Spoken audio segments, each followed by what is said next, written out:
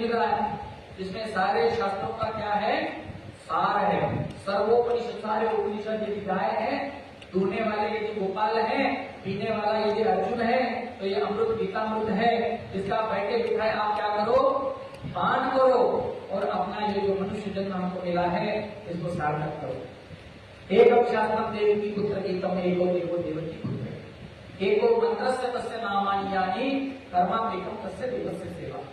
इस प्रकार से प्रभु की सेवा ही सबसे महत्वपूर्ण है, प्रभु का नाम ही सबसे महत्वपूर्ण है। भगवान श्री हरि है और ऐसे भगवान के द्वारा गाया गया गीत, ये भगवत गीता ही सबसे महत्वपूर्ण क्या है, शास्त्र है। आप लोगों ने नोटबुक लाया सबने, बहुत सारे लोगों ने नहीं लाया है, कोई हरकत नहीं, आप अपने मस्तिष्क दिमाग में लिख सकते हैं। तो कल हमने आपको अंत में बताया कि आगे चल के हम इन 5 विषयों के ऊपर क्या करने वाले हैं, चर्चा करने वाले हैं, चिंतन करने वाले। कौन कौन से 5 विषय बताइए? एग्जैक्टली। प्रकृति आपको समझ में आती है बात? प्रकृति, प्रकृति मतलब क्या है, कौन बता सकता है? हाथ उठा के जल्दी। नेचर, यस, प्रकृति मतलब नेचर। तो नेचर के भी 2 अर्थ होते हैं। एग्जैक्टली किस मायने में नेचर? किसी व्यक्ति का भी नेचर होता है। तो प्रकृति के 2 अर्थ होते हैं, तो स्वभाव भी होता है प्रकृति। अरे तुझी प्रकृति कैसी है, तापट प्रकृति सा है, ये बहुत गर्म स्वभाव, गर्म मिजाज का है, तो वो भी क्या हो गया, इसका नेचर ही ऐसा है, बस छोटी सी बात में क्या करने लगता है, झगड़ने लगता है। तो ये भी क्या हो गया, ये प्रकृति है, नेचर है। लेकिन एक प्रकृति है, ये सारी भूमि, महल, वायु हम देख रहे हैं, पेड़ पौधे पहाड़, ये वो सारी सृष्टि, इसको भी क्या कहते हैं, प्रकृति। तो ये प्रकृति के बारे में हम लोग जानेंगे, साथ ही साथ जी के स्वभाव के बारे में भी हम जानेंगे, ईश्वर के बारे में जो प्रकृति के मालिक हैं उनके बारे में हम सोचेंगे, सुनेंगे, समझेंगे। जीव के बारे में हम लोग सुनेंगे। आप हम कौन हैं, जोर से जरा, प्रभु जी जोर से आवाज नहीं आता। जीव के बारे में, जीव, आप हम जीव हैं, जीव के बारे में हम आत्मा के बारे में सुनेंगे। और आगे 2 है काल और कर्म। काल मतलब समय, समय बड़ा क्या होता है, समय बड़ा क्या होता है, बलवान होता है। समय के बारे में सुनेंगे और कर्म के बारे में, गहनो कर्मणागति, कर्म जो है बड़ा जटिल है, इसके बारे में हम लोग सुनने का, सोचने का, समझने का प्रयास करें। प्रकृति मतलब हमने उनकी संक्षिप्त में व्याख्या की है, आगे हम इसको और विस्तार से सुनेंगे। प्रकृति मतलब क्या लिखा है, आपको पढ़ना पड़ेगा, सुख की खोज। ईश्वर मतलब भगवान की खोज। जीव मतलब, काल और कर्म मतलब, इन 5 चीजों के बारे में एक महत्वपूर्ण बात अब मैं आपको बताने जा रहा हूं, आपको इसको पॉइंट आउट करना चाहिए, नोट आउट करना चाहिए। वो ये है, इन 5 तत्वों में से 4 शाश्वत हैं और एक अस्थाई है। 4 स्थायी है, एक अस्थाई है। स्थायी 4 कौन कौन से हैं, प्रकृति, ईश्वर, जीव और काल। केवल कर्म ऐसा है जो क्या होता रहता है, बदलता रहता है। क्या होता रहता है, बदलता रहता है। ये बात समझ में आएगा आपको? ओके, पुनः एक बार आपका हार्दिक स्वागत है भगवत गीता अध्ययन वर्ग 1। एक्चुअली ये कल ही होना चाहिए था, लेकिन हम आज आरंभ कर रहे हैं। अंतरराष्ट्रीय कृष्ण भावनामृत संघ के बारे में आपने कल सुना।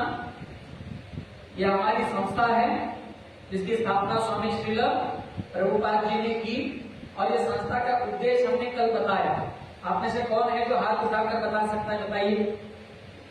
प्रभु लोगों में से कौन, माताओं में से कौन बता सकता है? इस संस्था में हमने कहा था कि संस्था में ही उसका सार छुपा हुआ है, संस्था के नाम में ही उसका अर्थ छुपा हुआ है। लेकिन आपको हिंट भी दे रहा हूं, कौन बताएगा, बोलिए।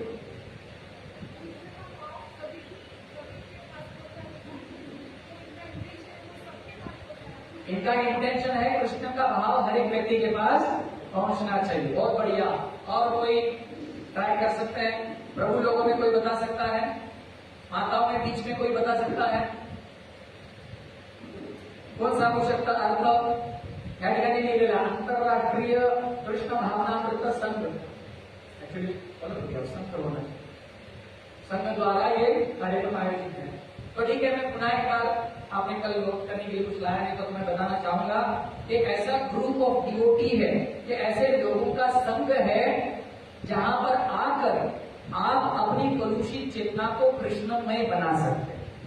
अंतरराष्ट्रीय कृष्ण भावनामृत संघ, ये समूह ऐसे लोगों का है जिनकी चेतना हर जगह कृष्ण को देखती है। तो आप हर जगह जहां पे आपको खामियां लग रही है, गलतियां दिख रही है, त्रुटियां दिख रही है, दोष दिख रहे हैं, ऐसी कुत्सित भावना से विमुक्त होकर आप जब इन भक्तों के बीच में आएंगे तो आपकी भी दृष्टि क्या हो जाएगी? उदार हो जाएगी। आप सब में अच्छी चीजें देखने लग जाएंगे। एक छोटा सा मैं उदाहरण दूंगा, इस उदाहरण को आप यदि याद रखेंगे तो आपको सारे महत्वपूर्ण की पॉइंट्स याद रहेंगे। उदाहरण ऐसा है कि जैसे मान लीजिए दो तरह की फ्लाइज होती है, दो तरह की मक्खियां होती है। एक साधारण मक्खी होती है जो गंदगी में बैठती है, और एक मधुमक्खी होती है, ठीक है ना। एक ऐसा स्थान है जहां पर बहुत सारे फूल रखे गए हैं, एकदम सुगंधित, और कहीं एक जगह पे थोड़ा सा कचरा गिरा हुआ है। उसमें यदि साधारण मक्खी को छोड़ देंगे तो बताइए कहां बैठेगी? जोर से, कहां बैठेगी? फूलों पर बैठेगी? कहां बैठेगी? क्यों? उसका स्वभाव है, उसकी चेतना है, वो इतने सारे फूलों को छोड़ के कहां जाएगी? गंदगी। वही एग्जैक्टली अपोजिट प्रयोग करते हैं। बहुत सारी गंदी संदी बातें हैं और गंदे संदे पदार्थ गिरे हैं, उसमें से एकादा स्वीट या एकादा कोई फूल पड़ा है, एकादा कोई रस भरी चीज पड़ी है, मीठी शहद से युक्त, और उसमें एक मधुमक्खी को छोड़ दिया जाए, वो कहां जाएगी बताइए? बोलिए जरा जोर से। हाँ, अभी हम लोगों का स्वभाव कैसा है? सामान्य मक्खी जैसा, क्योंकि इतनी सारी अच्छी संसार में चीजें होते हुए भी हम क्या करते हैं? गलत चीजों की ओर। और उससे क्या हो जाता है? कल मैं बता रहा था, हम 5 ज्ञानेंद्रियों से क्या करते हैं? सारा नॉलेज जो है इनपुट करते हैं ना, तो क्या हो जाता है? हम गंदी दृष्टि रखते हैं तो हमारे भीतर भी सारी नेगेटिविटी, गंदी सारी चीजें क्या हो जाती है हमारे थॉट प्रोसेस में, वो समाहित हो जाती है। इसलिए सावधान, क्या अंदर लेना है क्या नहीं लेना, ये हम पर क्या करता है? निर्भर करता है। तो उसके लिए अपने भाव को बदलना जरूरी है। इसलिए ये संस्था है, ये संस्था आपको सिखाती है कि हर एक चीज आप कैसे कृष्ण से जोड़कर देख सकते हैं। इसलिए इसको कृष्ण भावनामृत संघ कहते हैं। हर एक चीज आप प्रभु से कैसे जोड़ सकते हैं, हर एक चीज में प्रभु का कैसे स्मरण कर सकते हैं, ये दिखाने का कार्य इस संस्था में। और इसके संस्थापक कौन है? पढ़िएगा जरा जोर से। संस्थापक आचार्य कृष्ण कृपा श्री मूर्ति अभय चरणारविंद भक्ति वेदांत स्वामी प्रभुपाद की प्रभुपाद की जय। तो पुनः एक बार इस सत्र में आप सभी भक्तों का हार्दिक स्वागत है। इस सत्र में हम किसकी खोज करने वाले हैं? बोलिए जरा जोर से। ऐसा कोई है आप में से कि जिसको सुख नहीं चाहिए? आप वो जाके 2 घंटे के बाद आ सकते हैं प्रसाद के लिए डाले। अरे प्रभु जी हमें कोई जरूरत, हम तो बहुत सुखी हैं ऑलरेडी। ऐसा कोई है क्या आप में से? इस संसार में आप पड़े हैं, यही प्रमाण है कि किसी न किसी प्रकार का दुख हमसे जुड़ा है, हमसे लगा। क्यों? क्योंकि संसार को ही भगवान ने दुखालय कहा है। क्या कहा है? तो संसार में हम पड़े हैं, मतलब कुछ ना कुछ, ये छोटे बच्चों से लेके, जैसे मान लीजिए छोटे बच्चे हैं, ये सोच रहे होंगे अब खत्म होगा कार्यक्रम, हमको खेलने कौन देगा? अब बड़े बुजुर्ग लोग कहेंगे कि अरे कितनी देर चलेगा, कमर में दर्द हो जाएगा, पता नहीं 2 घंटे बैठना है। हर एक व्यक्ति को अपना अपना क्या है, कोई छोटी मात्रा में है, कोई बड़ी मात्रा में, किसी के पीछे भयंकर बीमारी लग गई है, कोई शुगर से, कोई डायबिटीज से, कोई इससे जिससे परेशान हो सकता है। तो हर एक व्यक्ति संसार में दुखी है। और हर एक व्यक्ति अल्टीमेटली क्या ढूंढ रहा है? जोर से सुख ढूंढ रहा है। तो चलिए हम सुख की खोज करते हैं। आप रेडी हैं? तैयार हैं? ओके। जब हम कोई भी कार्य करते हैं, तो उस कार्य से हमें क्या अपेक्षित रहता है? बताइए जरा। आपको हर काम में किस चीज की अपेक्षा होती है? क्या क्या चाहिए होता है? बताइए। सफलता चाहिए होता है, और आपको भी इन्वॉल्व होना पड़ेगा। मुख दर्शक बन के नहीं बैठेंगे। हाँ, क्या आप कुछ काम करते हैं कि नहीं? तो काम करते तो क्या चाहते हैं? उससे एक सेटिस्फैक्शन हो, एक आत्म तृप्ति हो, या सुख मिले, शांति मिले, चाहते हैं कि नहीं? वरना बिना अपेक्षा के कोई कैसे कर्म कर सकता है? कोई कहेगा भाई प्रभु जी मैं तो कोई काम नहीं करता, मैं तो केवल क्या करता हूं? अरे सोने में भी लोगों की अपेक्षा होती है, मैं बहुत थक गया हूं, सो के उठूंगा तो क्या हो जाएगा? थोड़ा फ्रेश लगेगा। तो ये भी अपेक्षा है कि नहीं? तो इस तरह से बिना अपेक्षा के आदमी काम कर ही नहीं सकता। तो किस चीज की अपेक्षा होती है हम देखते हैं। सबसे पहले तो मतलब यहाँ पर छोटी मोटी आप अपनी लंबी चौड़ी लिस्ट बना सकते हैं। तो मेरे स्मरण में आया वो हमने आप लिखा है। जनरली लोग जो कष्ट करते हैं, काम करते हैं, तो सुख चाहते हैं और सुख के माध्यम ढूंढने का प्रयास करते हैं, है ना? तो मुझे किससे सुख मिलेगा? सबसे पहले पढ़ाई बहुत ज्यादा जरूरी है। मम्मा बच्चे से क्या कहती है? पढ़ा, बस 7वीं पास कर। 7वीं एकदम पास झाला मुझे टेंशन, तो बच्चा बड़ा खुश होकर 7वीं पास हो जाता। केवल मैट्रिक पार करना है, 10वीं बोर्ड एग्जाम है, बड़ा जटिल काम है, बस उसको पार किया तो बस आराम ही आराम। 10वीं होते ही 12वीं का नंबर आ गया, 12वीं होते ही ग्रेजुएशन आ गया, ग्रेजुएशन होते ही पोस्ट ग्रेजुएशन आ गया। ये गाड़ी कहीं रुकने वाली है क्या? लोगों को लगता है ये बहुत, देखो मैं 10वीं 5वीं फेल होके, पास होके, नॉन मैट्रिक होके काम होगा, कितना पगार मिलेगा? 10, 12, 15 हजार। मुझे बड़ा पैकेज चाहिए लाखों में, है 10 लाख, 20 लाख, 25 लाख, 50 लाख एनुअली। तो नौकरी मतलब बड़ी नौकरी चाहिए, तो शिक्षा भी ऐसी चाहिए बड़ी, पढ़ लिख कर बड़े हो जाओ। देखो ये कितने अनपढ़ रहे, हमारी कर रहे हैं, कोई कष्ट कर रहा है, कोई ये कर रहा है, क्यों? अंगूठा छाप है, ये पढ़े लिखे नहीं है, ये सिखाया जाता। यदि बहुत कमाना चाहते हो, जितना ज्यादा कमाओगे उतनी लैविश लाइफ जियोगे। बड़ा पगार रहेगा तो बड़ी गाड़ी आएगी, छोटा पगार रहेगा तो अल्टो मिलेगी, बड़ा पगार रहेगा तो BMW मिलेगी, मर्सिडीज मिलेगी, नहीं क्या? रोल्स रॉयस भी खरीद सकते हैं, ऐसा नहीं। तो सबसे पहले क्या चाहिए? उच्च शिक्षा। और जैसे पढ़ाई लिखाई खत्म हो जाती है, काम धंधा शुरू होते हैं, तो लोग क्या ढूंढते? सबसे पहले क्या चाहिए? फिर बहुत सारे लोग ऐसा कहते हैं प्रभु जी नौकरी के बाद तो छोकरी का नंबर लगता है। अरे आजकल घर देखे बगैर छोकरी भी कोई देता है क्या?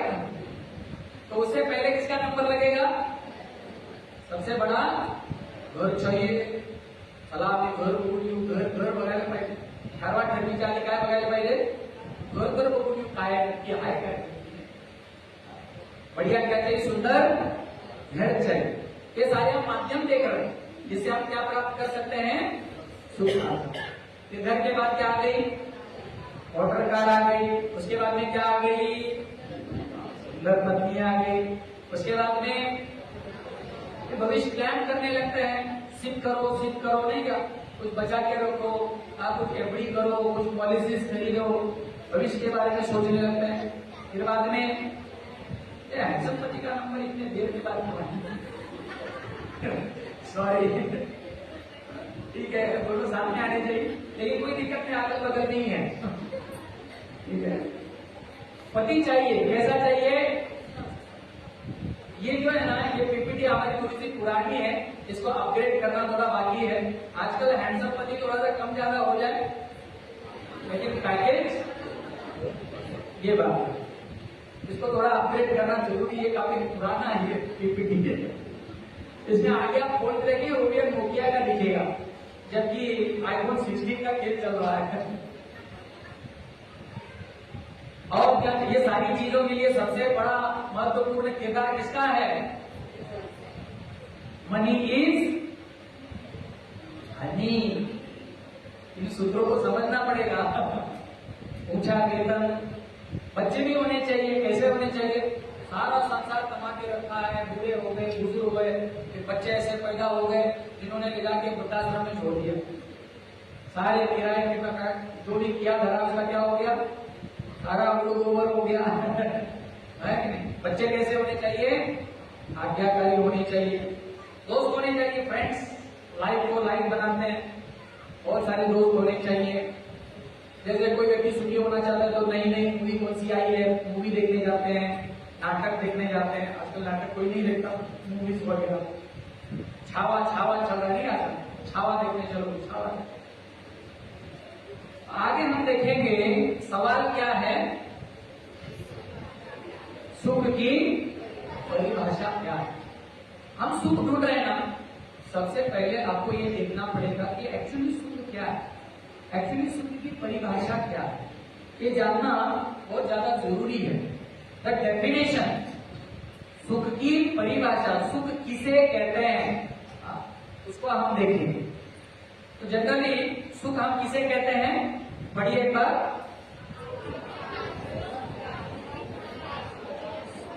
तो जितनी भी चीजें हमने देखी, वो चाहे पत्नी हो, चाहे गाड़ी हो, चाहे घर हो, चाहे बंगला हो, जो भी चीजें हैं उनके माध्यम से मिलने वाला जो अनुभव है, वो अनुभव ही, उसको हम क्या कंसीडर करते हैं कि यही हमारे जीवन का क्या है, सुख है। ऐसा हम सोचते हैं, ऐसा हम सोचते हैं। तो और जब इन चीजों से ये सुख मिलता है तो फिर हमारी आशा क्या रहती है, इसको आगे हम देखेंगे कि जो भी हमको सुख मिल रहा है वो कैसा होना चाहिए, शाश्वत आनंद देने वाला। पत्नी जो है वो हमेशा ऐसी ही रहनी चाहिए, उतनी सुंदर रहनी चाहिए। कार जो है वो हमेशा बहुत ज्यादा माइलेज देने वाली रहनी चाहिए, कम काम निकालने वाली रहनी चाहिए। घर जो है वो बहुत बढ़िया से सुख आनंद देने वाला रहना चाहिए। लेकिन वास्तविकता में ऐसे होता है क्या? घर हमेशा ऐसे ही रह सकता है क्या? जब नया घर रहता है तो कितना सुंदर रहता है, हम फोटो वोटो खिंचवाते हैं, 2 8 10 साल हो जाए तो कपड़ी गिरने लगती है, पानी गलने लगता है, इधर एक बाल्टी लगा उधर एक बाल्टी, होता है कि गाड़ी नई नई रहती है तो कितना अच्छा लॉन्ग ड्राइव पर हम चले जाते हैं, है? लेकिन बाद में अरे कई कमी एवरेज देते हो, है? महत्वाच्या कामाला महत्वाचं कामाला तरच काम नाही, नाहीतर आणि ती पण कशी इलेक्ट्रिक, पेट्रोल नको वापरना। इस तरह से लोग क्या करने लगे, गाड़ी जो है पुरानी हो गई है, खटारा हो गई है। और पत्नी के बारे में क्या बोलूं, तो मुझे कोई बोलने की आवश्यकता नहीं है। एक बड़ी मजेदार बात याद आ गई, इसलिए बताता हूँ। किसी ने कहा, एक महाराज जी बता रहे थे, शुरुआत के 5-6 महीने में जब नई नई शादी होती है तो पत्नी कैसे लगती है, बोले चंद्रमुखी। कैसे लगती है, बोलिए जरा जोर से। जैसे ही 2-8 साल बीत जाते हैं, आप पगार का कमी वाढत का नाही, एवढी कामं धंदे पडले, शिल्लक है, पैसे, तो चंद्रमुखी सूर्यमुखी बन जाती है। क्या बन जाती है? और 2-4 बच्चे हो जाए तो डायरेक्ट ज्वालामुखी। इस तरह से मजेदार बातें हैं। तो अपने अपने अनुभव की बात है। आगे हम देखते हैं कि जैसे व्यक्ति जो क्या सोचता है कि आनंद एक तो शाश्वत रहना चाहिए, हमेशा रहना चाहिए, सदैव संतुष्ट रहना चाहिए, लेकिन एक्चुअली ऐसा होता नहीं है। हम साथ में क्या करते हैं, पैसे तो खूब कमा लिए, गाड़ी भी कमा ली, इंश्योरेंस भी निकालते हैं, उसकी सुरक्षा की भी हमको क्या रहती है, चिंता रहती है, उसकी सुरक्षा भी देखनी है। और उसके साथ ही साथ इन सारी चीजों के द्वारा हमारे कष्टों का क्या हो, निवारण हो, ऐसी अपनी क्या रहती है, अपेक्षा रहती है। और इसी चक्कर में हम लोग जो है, इसी मार्ग में हम सुख को ढूंढने का प्रयास कर रहे हैं और उसको इन सारे एंगलों से देखने का प्रयास कर रहे हैं। वर्तमान में जो सुख है, वर्तमान में जो सुख है, जैसे आप हम लोग जो भोग रहे हैं, वर्तमान मतलब चालू समय में वो सुख क्या है, कैसा है, उसके बारे में हम आगे देखेंगे। थोड़ा सा इसको आपको पढ़ना पड़ेगा और गीता से मार्गदर्शन प्राप्त करना पड़ेगा। तो सबसे पहले जो हाईलाइट लिखा गया है वो पढ़िए, क्या है? आजकल का सुख कैसा है? सबको थोड़ा जोर से बोलना पड़ेगा। क्षणिक मतलब क्या है? कुछ ही क्षणों में जो नष्ट हो जाए उसको क्षणिक कहते हैं। कुछ ही समय में क्या हो जाए? नष्ट हो जाए। जैसे यहाँ पर देखिए क्या लिखा है, सवाल है क्षणिक के नीचे क्या लिखा है?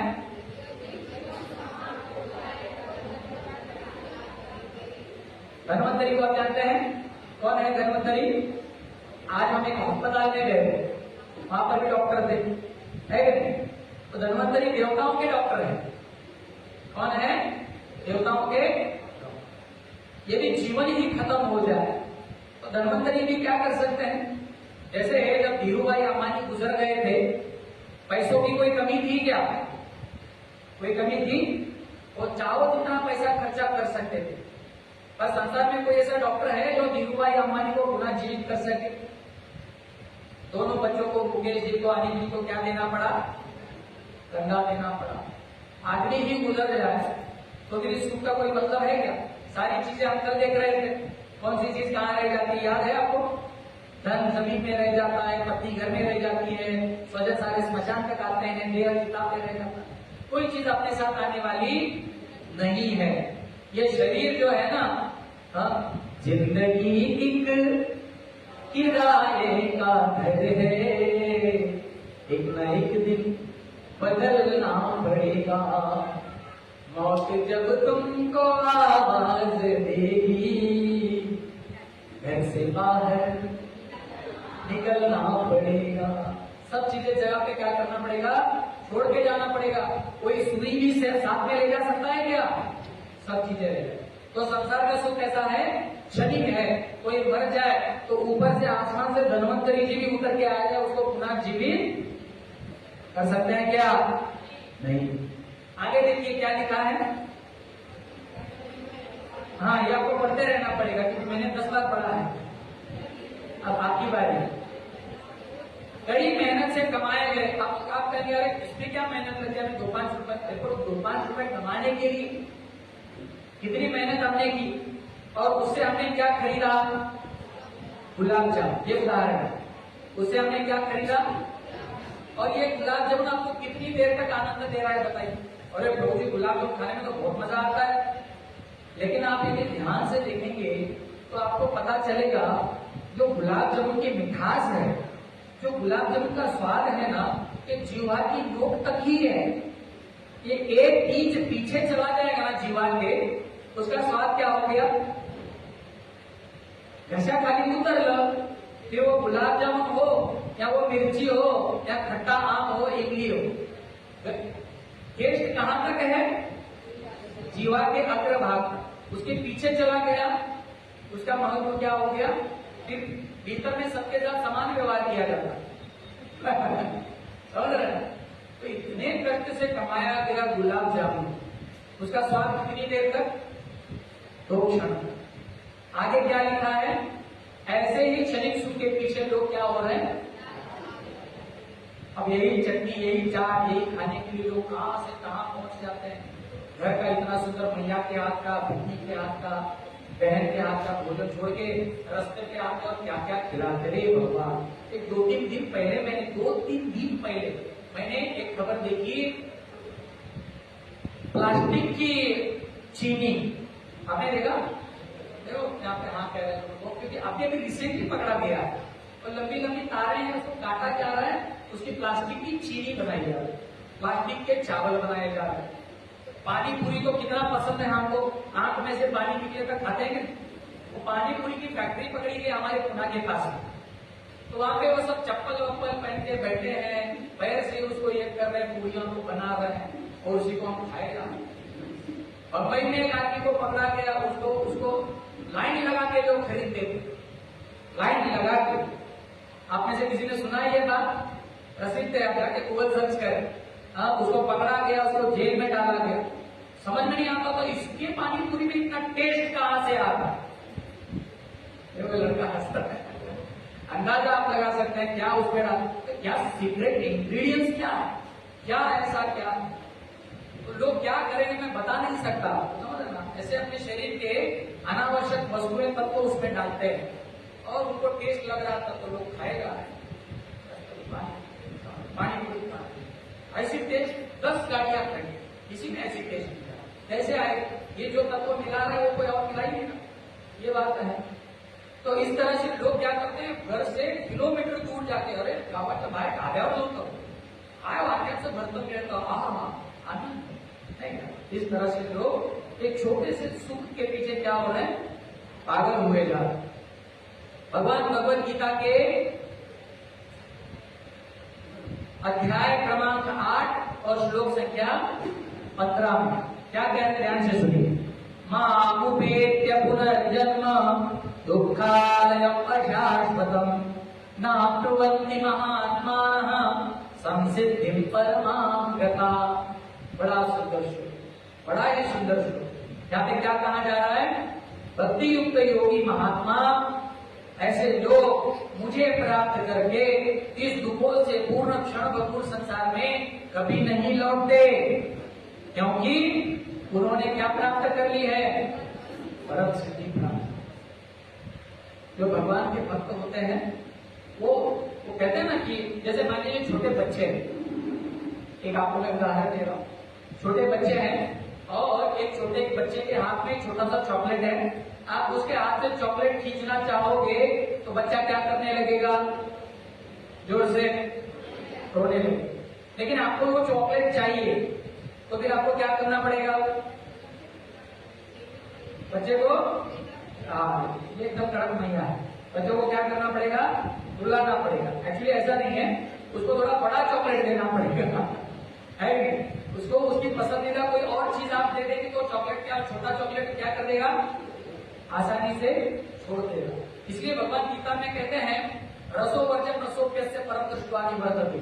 जब आपको हायर टेस्ट आ जाएगी, जब आपको अच्छी चीजों में स्वाद आने लगेगा तो ये थर्ड क्लास स्वाद जो है ना वो ऑटोमेटिक आपको क्या लगने लगेगा, गंदा लगने लगेगा। ये तो उसको क्या नेचुरली क्या लगने लगेगा, गंदा लगेगा। उसी प्रकार से एक बार भगवान के साथ हम जुड़ जाते हैं, ऊंची चीजों का आस्वाद लेने लगते हैं। ऊंचे लोग और कैसी पसंद, ऊंची पसंद, मात्रा वाला नहीं, ऊंचे लोग मतलब भगवान के भक्त। और ऐसे जो भक्त होते हैं वो कृष्ण प्रसाद ग्रहण करते हैं, स्वादिष्ट प्रसाद ग्रहण करते हैं, बिना प्याज लहसुन वाला खाते हैं, मांस मछली। आप एक व्यक्ति बता रहे हैं आयुष्मान के भक्त प्याज लहसुन भी खाते हैं क्या, नहीं खाते। तो किसी ने ऐसे पूछा तो महाराज में मूड में थे, हंसी मजाक के, उन्होंने कहा महाराज जी प्याज क्यों नहीं खाना चाहिए। तो महाराज ने इतना हंसते हंसते जवाब दिया, मजाक वाला जवाब दिया और कहा कि बेटा इस प्याज को काटते काटते आदमी रोता है, वो खाने के बाद हंसेगा इसकी क्या गारंटी है। जिस प्याज को आदमी काटते काटते भी क्या होता है, रोने लगता है। इस तरह से भगवान के जो भक्त होते हैं, क्योंकि उन्होंने किसको प्राप्त किया है, परम सिद्धि यानी भगवान को प्राप्त किया है।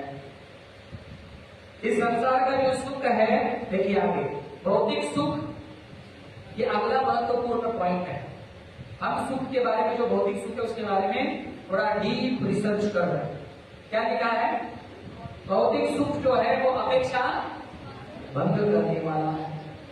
और इसकी दूसरी खामी क्या है, कमजोरी, एक दूसरे पर डिपेंड है, आत्मनिर्भर नहीं है दूसरों पर। जैसे आप उदाहरण गुलाब जामुन का दे रहे हैं या रसगुल्ले का दे रहे हैं, रसगुल्ला बेचारा अपने आप में सुखी नहीं है, वो आपको क्या सुखी करेगा, कर पाएगा क्या, कर पाएगा, नहीं कर पाएगा। और अपेक्षा भंग करने वाला है रसगुल्ला। जैसे किसी बच्चे को रसगुल्ला पसंद है ना, उसको एक रसगुल्ला दे दो तो क्या बोलेगा, मुझको और एक दे दो, अच्छा लगता है, जिसको रसगुल्ला अच्छा लगता है, वाह वाह। एक देंगे तो तुम क्या कहोगे, और चाहिए, दो दे दो बोलेगा, दो दे देंगे फिर क्या कहेगा, और चाहिए। फिर उसको प्रभु जी खुश हो गए, हमारे युगधर्म प्रभु जी, उन्होंने क्या कर दिया, उसके सामने टोकरा रख दिया, बोले बेटा अब जब तक तो खाएगा तब तक तू खाता जा। तो उसने क्या किया, दो खा लिए, 4 खा लिए, 5 खा लिए, 10 खा लिए, 11 खा लिए, 15 खा लिए, धीरे धीरे 16, 17, 18, 19। अब 20 को क्या कर रहा है? धकेल रहा है अंदर 20 को। फिर प्रभु जी ने कहा बेटा और एक लास्ट खाए, 21। गणेश जी को लड्डू पसंद है, कितने खाते हैं? 21 कंप्लीट हो जाएगा, एक प्याज खा लो। तो उसने क्या किया, उठा के 21वां, जैसे ही 21वां गुलाब जामुन भीतर डाला, वो सभी 20 को लेके बाहर आ गया। रसगुल्ला क्या करता है, बाकी सारे 20 को लेके, सही है गलत है? इसलिए कहते हैं अपेक्षा, क्योंकि उसमें आनंद रहा नहीं। अब वो बेटा क्या बोलेगा, प्रभु देखिए क्या हो रहा है अभी, क्यों? क्योंकि रसगुल्ले में एक्चुअली आनंद नहीं है, सुख नहीं है। हमने माना कि रसगुल्ला खाने पे मुझे क्या लगेगा, आनंद आएगा, सुख आएगा, एक्चुअली वैसा नहीं। और दूसरे पर निर्भर है, क्योंकि हमारा सुख रसगुल्ले पर निर्भर है, तो रसगुल्ला बेचारा कुछ सुखी नहीं, वो आपको क्या सुखी करेगा। और यही नियम जो है संसार के हर चीज में लागू हो जाता है। आप जो भी संसार की चीज, आपने देखो मोटर गाड़ी जब लेते हुए आप कितने प्रसन्न थे, लेकिन बैंक वाले जब हफ्ता मांगने लगते हैं तो एक दिन ऐसा आ जाता है, प्रभु जी हमसे नहीं होता, कि बैंक वाले क्या करते हैं, गाड़ी खींच के ले जाओ, हफ्ता नहीं भर पा। घर को बना लिया, फ्लैट ले लिया, किसके भर नहीं पा रहा, सरकार आके ठप्पा लगा के चले जाते हैं, विकण्यासाठी है, ऐसी हालत हो जाती है कि नहीं? लड़का हो जाता है, लाडू आपको पेड़ है क्या मुलगा, हाँ ये लो पेड़े ले लो, लड़का हो गया, लड़की हो गई, पहली बेटी धनकी बेटी, नहीं क्या, जलेबी बांट रहे हैं, ये कर रहे हैं, वो कर रहे हैं। लेकिन आगे चल के यही बच्चे माता पिता को जैसे बड़े हो जाते हैं, सबसे पहले सवाल पूछते हैं, आमच्यासाठी काय केलं? सबसे पहला सवाल क्या रहता है, आमच्यासाठी काय केलं काय नक्की तुम्ही? बघा त्यांच्या मुलासाठी त्यांनी काय काय करून ठेवलं, तुम्ही आमच्यासाठी काय केलं, पूछता है क्या? ऐसी परिस्थिति में माँ बाप ने आपको पाला है, बेचारे वही जानते हैं। आजकल के बच्चे कैसे हो गए, सब भूल जाते हैं, ऐसी बात। तो हर चीज को आप उठाकर देखिए। शादी आपने की, सारे संसार को बुलाया, खिलाया पिलाया, आनंद। अरे 10-15 महीने हो गए, 2-4 साल हो गए, उसके बाद में देखिए हम देखते हैं कि भारत जो है अब इतने ज्यादा डिवोर्स हो रहे हैं, समझ रहे ना? आप ध्यान से देखेंगे, उसकी स्टडी करेंगे तो आपको पता चलेगा 90% डिवोर्स के जो केसेस होते हैं वो लव मैरिजेस रहते हैं। ये देखा गया है। क्यों? ऐसे हम चर्चा कर रहे थे बच्चों के साथ, तो उन्होंने कहा कि प्रभु जी इसका कारण ये है, शादी से पहले ही प्रेम खत्म हो जाता है, शादी के बाद कुछ बचता ही नहीं, ये कैसे जीवन में प्रेम रहेगा, ये बात है। तो हर एक चीज जिसको हमने देखा कि ये चीज मुझे सुख देगी, लेकिन अल्टीमेटली उसने सुख दिया नहीं दिया, उल्टा उसने आपको क्या कर दिया, दुखी कर दिया। आगे भगवान जी क्या कहते हैं, भगवद गीता श्लोक क्रमांक क्या है, देखिए जोर से 2.14। ये 2 जो है वो अध्याय है, 14 नंबर का श्लोक है। मात्रा स्पर्शास्तु कौन्तेय शीतोष्ण सुख दुःखदा आगमापायिनो नित्या तां स्थितिक्ष्व भारत। हे कुंती पुत्र, सुख और दुख सब कैसे हैं, अस्थायी है। सुख आएगा, उसके पीछे दुख भी आएगा, रात आएगी तो दिन होगा, दिन होगा तो रात भी होगी। सुख के पीछे क्या है, दुख है, दुख के पीछे सुख भी है। तो इसलिए तुम क्या करो, नाम स्थितिक्ष्व स्वभारत, हे भरतवंशी उसको आप सहन करना सीखो, क्योंकि आगमा अपायनो अनित्या, ये आने जाने वाले हैं। जिस प्रकार से ठंडी गर्मी आती है, शीतोष्ण, गर्मी के बाद ठंडी आएगी, ठंडी के बाद गर्मी आएगी, वैसे सुख के बाद क्या आने वाला है, सुख भी आने वाला है, सुख के बाद सुख भी आने वाला है। ऐसा हमारा सुख दुख के प्रति क्या होना चाहिए, अप्रोच होना चाहिए, ऐसा भाव होना चाहिए। आप आगे देखेंगे कौन सी ऐसी चीजें, अभी आप और भी गहराई में जा रहे हैं, पर्टिकुलर हम देखेंगे कि कौन सी चीजें संसार में हमको क्या देती हैं, इसको और भी अच्छे से कैटेगराइज हम लोग करने वाले। कौन सी चीजें हमको सुख देती हैं, तो सबसे पहले देखिए हमको क्या सुख दे रहा है। आप बोलेंगे प्रभु जी आप हमारे खाने पर ही क्यों अटक गए? बहुत ज्यादा जरूरी है, क्योंकि सबसे पहली जो चीज आती है उसको डाइट कहते हैं। सारा खेल किस पर है? डाइट पर ही। कोई भी दवाई तब तक काम नहीं करती जब तक आप डाइट फॉलो नहीं करते, रिजल्ट तब तक नहीं आते। इधर से गोलियां खाए जा रहा है भक्कम भक्कम, और इधर से वड़ा पाव है कि नहीं, जंक फूड खाया जा रहा है, पिज्जा। हमारे महाराज है सुगर महाराज, वे क्या कहते हैं बताइएगा? बोले पिज्जा पास्ता नरक का रास्ता बोलते हैं।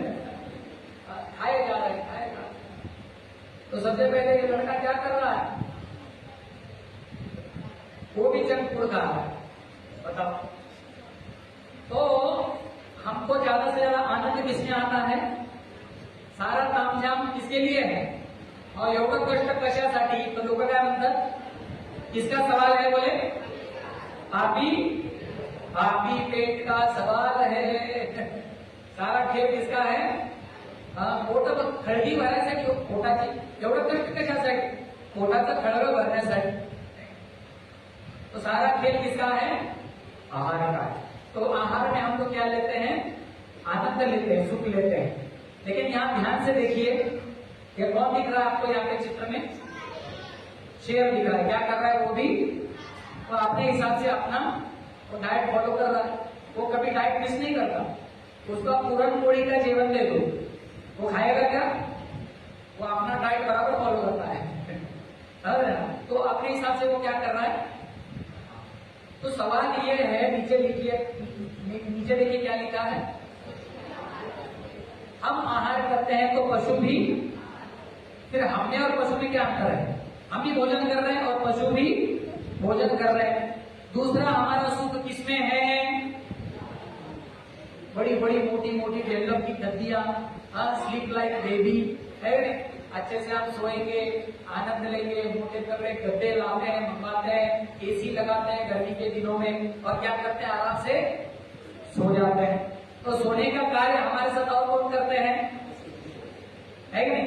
कितना आराम से बजरा सोया है, उसको भी उतना ही आनंद आ रहा है कि नहीं, जितना हमको आता है। आगे हमारा हम देखते हैं कि सुख किसमें है? हाँ, प्रजोत्पादन। जैसे हम बच्चे पैदा करते हैं, शादी करते हैं, विवाह करते हैं, वंश को बढ़ाते हैं, बच्चे पैदा करते हैं, अपने प्रजोत्पादन करते हैं, स्त्री पुरुष संग करते हैं। तो जो मीटिंग, मतलब जो संबंध हम स्त्री पुरुषों में एकत्रित करते हैं, यही बच्चे पैदा करने की जो प्रोसेस है, ये पशुओं में भी देखी जाती है। बच्चे, वे भी बच्चे पैदा करते हैं। जैसे शेर भी अपने क्या पैदा करता है? बच्चे पैदा करता है। तो हम भोजन करते हैं, जानवर भी भोजन करते हैं। हम निद्रिस्त होते हैं, हम नींद लेते हैं, तो जानवर भी सोते हैं। हम यहाँ पर प्रजोत्पादन कर रहे हैं, बच्चे पैदा कर रहे हैं, तो जानवर भी करते हैं। हमको चिंता रहती है, जो भी हमारे पास है, हमारा परिवार है, बच्चे हैं, धन संपदा है, उसका हमको क्या करना है? पाकिस्तान वाले आक्रमण कर देंगे, ये कर देंगे, वो कर देंगे। तो वैश्विक स्तर पे, देश के स्तर पे, राज्य के स्तर पे, कोई यूपी बिहार वाले भैया महाराष्ट्र में ना आ जाए, और महाराष्ट्र का वो दक्षिण भारत में ना आ जाए, हमारे यहाँ पे हिंदी नहीं चलने देंगे, आंतरिक झगड़ा होता है। फिर महाराष्ट्र में आ जाओ तो कहोगे विदर्भाची लोक इकडं नको यायला, आमची लोक, आमचा विदर्भ वेगळा झाला पाहिजे। उसके अंदर भी अब यहाँ पे विदर्भ में भी आएंगे तो हमें नागपुरकर वेगळे, हमें अमरावती वाले वेगळे, यवतमाल वाले, वर्धा वाले, फिर उसमें भी आएंगे तो ये कोई स्टैंडर्ड एरिया है, कोई हल्का फुल्का एरिया है, ये चूंकि उसमें भी झगड़ा रहता है। तो धीरे धीरे जैसे हम नैरो माइंडेड होते जाते हैं, झगड़ा क्या होता जाता है? तो संरक्षण की भावना है। जब हम अपने घर में आते हैं तो घर में भी हम क्या लगाते हैं? जवाब लगाते हैं। किसी पर ज्यादा पैसा हो तो गनमैन खड़ा करता है सामने, सीसीटीवी लगाते हैं। तो संरक्षण की भावना तो हमें भी है। तो यही भावना किनमें है? वो भी अपना संरक्षण करते हैं। जैसे पिंजरे में एक भूखा शेर है, उसमें एक पहलवान आदमी को भेज दो, एक WWE फाइटर को डालो, कौन किसको फाड़ के खा जाएगा? शेर आदमी को फाड़ के खा जाएगा कि नहीं? उनका डिफेंस हमसे बहुत ज्यादा तेज है। सांप कब काट के आपको चला जाएगा आपको पता भी नहीं चलेगा, क्या मूवमेंट उनकी रहती है, समझ रहे हैं? तो पशु पक्षी जो है वो हमसे इन चीजों में बहुत ज्यादा प्रगत है। तो सवाल ये उठता है, पढ़िए सवाल क्या है? जब सब चीजें हम पशुओं जैसे कर रहे हैं, हम भी खा रहे, वे भी खा रहे हैं, हम भी सो रहे, ग्रुप से हो रहे हैं, हम भी बच्चे पैदा कर रहे हैं, वो भी कर रहे हैं, है कि नहीं? हम भी अपना रक्षण कर रहे हैं, कुत्ता भी रात के समय बेचारा कहीं ना कहीं किसी पेड़ के नीचे, कहो गाड़ी के नीचे सो जाता है, अपना अपना देख लेते हैं। फिर मनुष्य प्राणी श्रेष्ठ कैसे हो गया, बड़ा कैसे हो गया? हाँ, तो यही बात है। आगे ये प्रश्न और भी गंभीर हो जाता है। पढ़िए क्या प्रश्न है?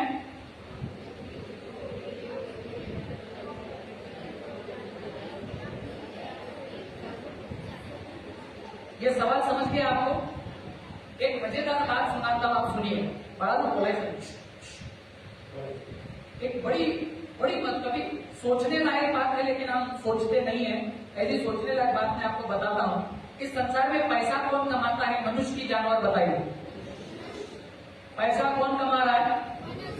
पैसा कौन कमा रहा है? लेकिन ताज्जुब की बात यह है कि भूखा भी मनुष्य ही सोता है। संसार में ऐसा कौन सा प्राणी है जो भूखा सोता है? बताइए। एक दबड़ी नहीं कमाता। कोई रास्ते पर का कुत्ता हो, कोई जंगल का सियार हो, शेर हो, इतना मोटा तगड़ा हाथी हो जो हर रोज क्विंटल में, टन में खाता होगा, वो भी भूखा मरता है क्या? भूखमरी से कौन मर रहा है? बोलिए जरा जोर से, कौन मर रहा है? जो कि क्या कमा रहा है? ये मजेदार बात है कि कभी आपने ऐसे सोचा है? पैसे कमाने वाला ही भूखा मर रहा है। इसीलिए ये सवाल है। क्या सवाल है? जो चीजें पशु पक्षी बड़ी आसानी से कमा रहे हैं, उसके लिए हम कितना कष्ट कर रहे हैं? कितना कष्ट कर रहे हैं? इतना पैसा कमाकर इतनी बड़ी गद्दी खरीदी हमने, डेवलप की गद्दी है, तो क्या कहते हैं, रेट्रॉन वाली वगैरह, ऐसे सॉफ्ट, लेकिन उस गद्दी पर भी नींद कहाँ है?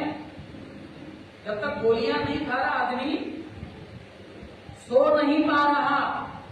लोग हमको आके रो के कहते, प्रभू जी काय तर मंत्र उपाय असला तर सांगाव, रात झोप येत नाही, इकडं तिकडं तळमळ करवटे बदलते रहते हैं, नींद नहीं आ रही। हमेशा दिमाग क्या कर रहा है? चल रहा। स्ट्रेस आ गया, डिप्रेशन आ गया, मेंटल हेल्थ खराब हो गई, डायबिटीज हो गया, बीपी हाई हो गया, लो हो गया, आदमी हाथ पैर ठंडे हैं, केवल दिमाग भी गर्म है। ऐसी समस्या है। सवाल यह है कि उन चीजों को हम कष्ट कर रहे हैं प्राप्त करने के लिए जो पशु पक्षी बड़ी आसानी से प्राप्त कर रहे हैं। हम जीवन में समस्याओं का समाधान कर रहे हैं, ऐसा नहीं है कि नहीं कर रहे। हम जीवन में प्रगति कर रहे हैं, आप ऐसे कह सकते हैं। हम जीवन में प्रगति कर रहे हैं। कहां से कहां आदमी, कहां से कहां चांद पर पहुंच गया, चंद्र के दूसरे स्थान पर पहुंच गया, दक्षिण ध्रुव में पहुंच गया। इतना प्रगति तो हम कर रहे हैं। और इससे क्या हो रहा है? इससे हमने अपने लाइफ को कैसे बना लिया? Fast life. हमारे एक गुरु जी है, सुंदर चैतन्य गोस्वामी महाराज, कुछ दिन पहले यहां पर आए थे। किसने दर्शन किया? वाह, मॉरिशस वाले महाराज आए थे। तो वे हमेशा बताया करते हैं कि लोग फास्ट फूड खा रहे हैं, और फास्ट फूड खाने से लाइफ भी कैसी हो गई है? फास्ट हो गई है। तो उस फास्ट लाइफ के साथ उनकी डेथ भी कैसी हो गई है? आजकल कौन कब मर जाए इसकी कोई गारंटी है क्या? इसीलिए आयु में लोग मर रहे हैं। तो इस तरह से हमारा जीवन फास्ट हो गया। आज हम चीजें तेजी से, सस्ते में, बेहतर तरीके से प्राप्त कर सकते हैं। ये हमने प्रगति कर ली। आज 5G आ गया है क्या? अब 6G की भी तैयारी चल रही है। बेहतर तरीके से हम कमा रहे हैं, सब बढ़िया चल रहा है। पर पुनः एक बार सवाल आता है। क्या सवाल है? हम किसे ढूंढ रहे हैं? आज का विषय हमारा क्या है? सुख की खोज। आपको मन में मन 10 बार बोलना पड़ेगा ताकि आप मुद्दे पर रहेंगे। मुद्दा क्या है? मुद्दे से नहीं भटकना। हम किसकी खोज कर रहे हैं? सुख की खोज कर रहे हैं। तो सवाल ये है, क्या इन सारी चीजों से हम जो सुख प्राप्त करें, क्या सही मायने में वही असली सुख है क्या? ये सवाल है। क्या आधुनिक जो हमने इतनी प्रगति कर ली है, इतनी स्पीड गाड़ियां डाली है, इतना सारा सब कुछ कर लिया है, क्या इसमें सुख है?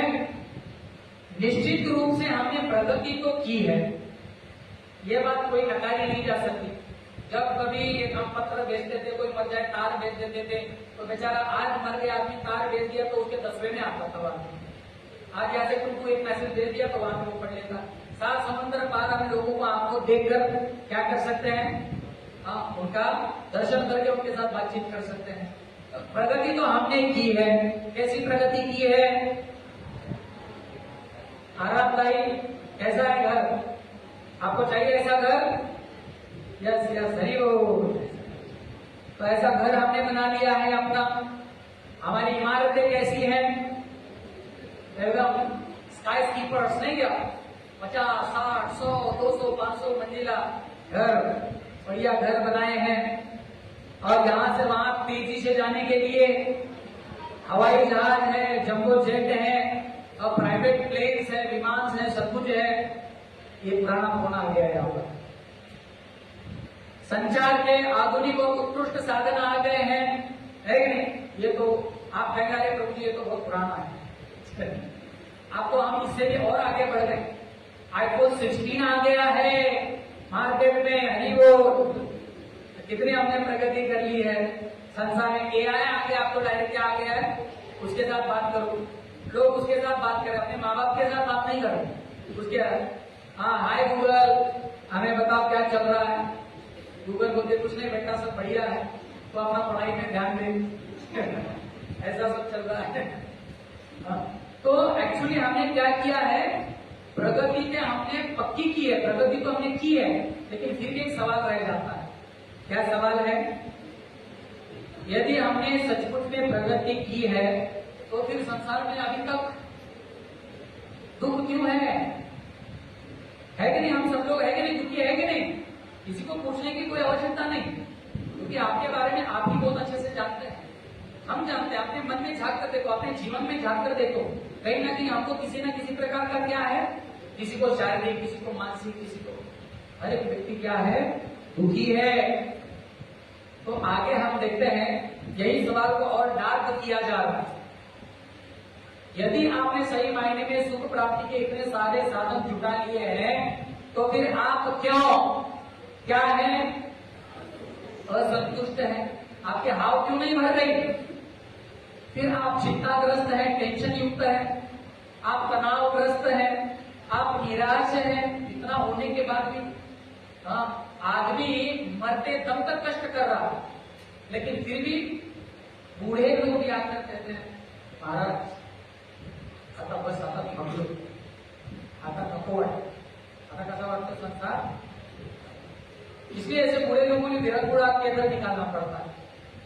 वहां जाके बेचारे कुछ थोड़ा बहुत क्या ढूंढ सके, विरगुड़ा केंद्र म्हणजे काय नक्की? बेचारा त्या म्हाताऱ्याला काहीतरी आगळा वेगळा काय मिळावं, आनंद मिळावा, एखादा सुख मिळावं। इसका मतलब क्या है, अंत तक हम लोग क्या है, इतना खटाटोप करने के बाद भी हम क्या है, दुखी हैं। आगे देखें भगवान भगवद गीता में क्या कहते हैं। अध्याय क्रमांक जोर से, श्लोक संख्या 38। क्या बोलते हैं भगवान? विषयेन्द्रिय संयोगा तदग्रे मृतोपम परिणामे विषमिव तत्सुखम राजस स्मृतम। भगवान ने अलग अलग तरह के सुखों का वर्णन किया है।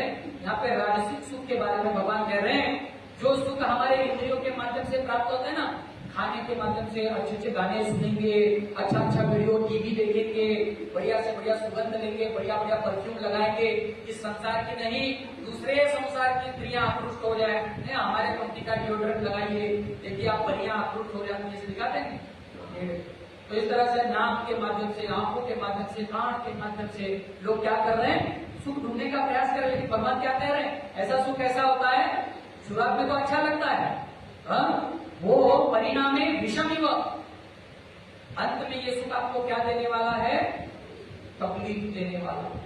संसार में देखिए कितना धनी व्यक्ति था, वो अमीर बड़ा प्रसिद्ध व्यक्ति था, एक पॉप सिंगर था, ब्रेक डांसर था, विश्व भर में लोग उसको याद करते थे, पागल होते थे लोग, उसके लिए अपना सीना फाड़ लेते थे, बाल नोच लेते थे। वो काले से गोरा हो गया, कल हम कह रहे थे काले से कोई गोरा नहीं होता, और वो आर्टिफिशियल इतनी सारी सर्जरियां कर करके हो गया, लेकिन अंत में मृत्यु एलर्जी से ही। जो उसका पैशन था, आए दिन कुछ ना कुछ सर्जरी, कभी नाक, कभी कान, कभी आंख, कभी ये, कभी वो।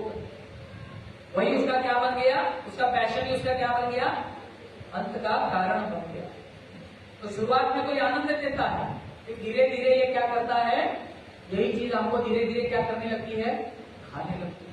छोटे छोटे बच्चे देखो, जब तक मोबाइल नहीं देंगे खाते हैं क्या? अभी मैंने मेरी आंखों से देखी मैं बात बता रहा हूं, एक मैया ने अपने बच्चे के हाथ में से मोबाइल खींच लिया, उस पागल को समझ में नहीं आ रहा हाथ में मोबाइल नहीं है, तो बच्चा ऐसे देख रहा है। समझ रहे आप लोग, ये बड़ी गंभीर बीमारी है। समझ, आप देखना कभी बच्चों को खींच के, कुछ देर में उसको समझ में नहीं आता, हाथ से मोबाइल निकल गया, ऐसी परिस्थिति है। बच्चे साइकिक हो रहे हैं। कुछ दिन पहले एक जगह पे था, वहां पे एक लड़की बच्ची थी छोटी सी, तो उसके मैया ने, उसके माता पिता दोनों ने अपने अपने मोबाइल को मेरे पास आके पूछे, प्रभु जी आपका मोबाइल देखिए। मैं बोला नहीं, मुझे लगता है मेरा मोबाइल। फिर आपके कंप्यूटर में क्रोम वगैरह है, उसमें तारक मेहता लगा के दीजिए ना उसको। हमारी एग्जाम चल रही, मम्मी ने टीवी बंद कर दी है। ऐसे लोग बच्चे पागल हुए जा रहे हैं, सब चीजें एडिक्ट हो रहे हैं, तो स्क्रीन के प्रति क्या हो रहे हैं। तो ये सारी चीजें आगे चल के आपको क्या करती है, तकलीफ देती है। भगवान क्या है, शुरुआत में सुख लगेगा, लेकिन आगे आपको क्या मिलेगा, दुख मिलेगा। भगवत गीता श्लोक संख्या 12 अध्याय क्रमांक 9, भगवान क्या कहते हैं, मोगा शामोग कर्मानो भोग ज्ञान निचेतसा राक्षसीम आसुरीम चैव प्रकृति मोहिनी श्रुता। जो लोग इस संसार में हैं और मोहिनी प्रकृति के प्रति, भौतिक संस्कार के प्रति आकृष्ट हुए हैं, आशा तो बहुत करते हैं, लेकिन उनकी सारी आशाएं धरी की धरी रह जाती हैं, उनकी कोई आशा पूर्ण नहीं होती। हर जगह पे उनको दुख का सामना करना पड़ता है, नैराश्य हाथ में आ जाता है। उनकी सारी आशा है, उनके सारे कर्म, उनका सारा ज्ञान, ये सारे भौतिक सुख से क्या हो जाता है, दुर्दीन हो जाता है, नष्ट हो जाता है। भगवान कहते हैं सावधान, इस मोह से क्या करो, बचाओ अपने आप। हम लोगों को लगता है कि हम हमारे नियम बनाए हैं, हम बराबर मोबाइल जो है वो 1 घंटे भर ही इस्तेमाल करते हैं, हम टीवी भी बड़े आराम से देखते हैं। एक्चुअली ऐसा नहीं होता, ये हमारा भ्रम है। धीरे धीरे इसकी आपको क्या लग जाती है, लत लग जाती है। और इस संसार में आप देखना, लत जो होती है वो गलत चीजों की ही लगती है, अच्छी चीजों की कभी लत लगती है क्या, लगती है क्या, नहीं लगती। हम बचपन से भोजन कर रहे हैं, भोजन की आपको लत है क्या, भोजन की आपको लत है।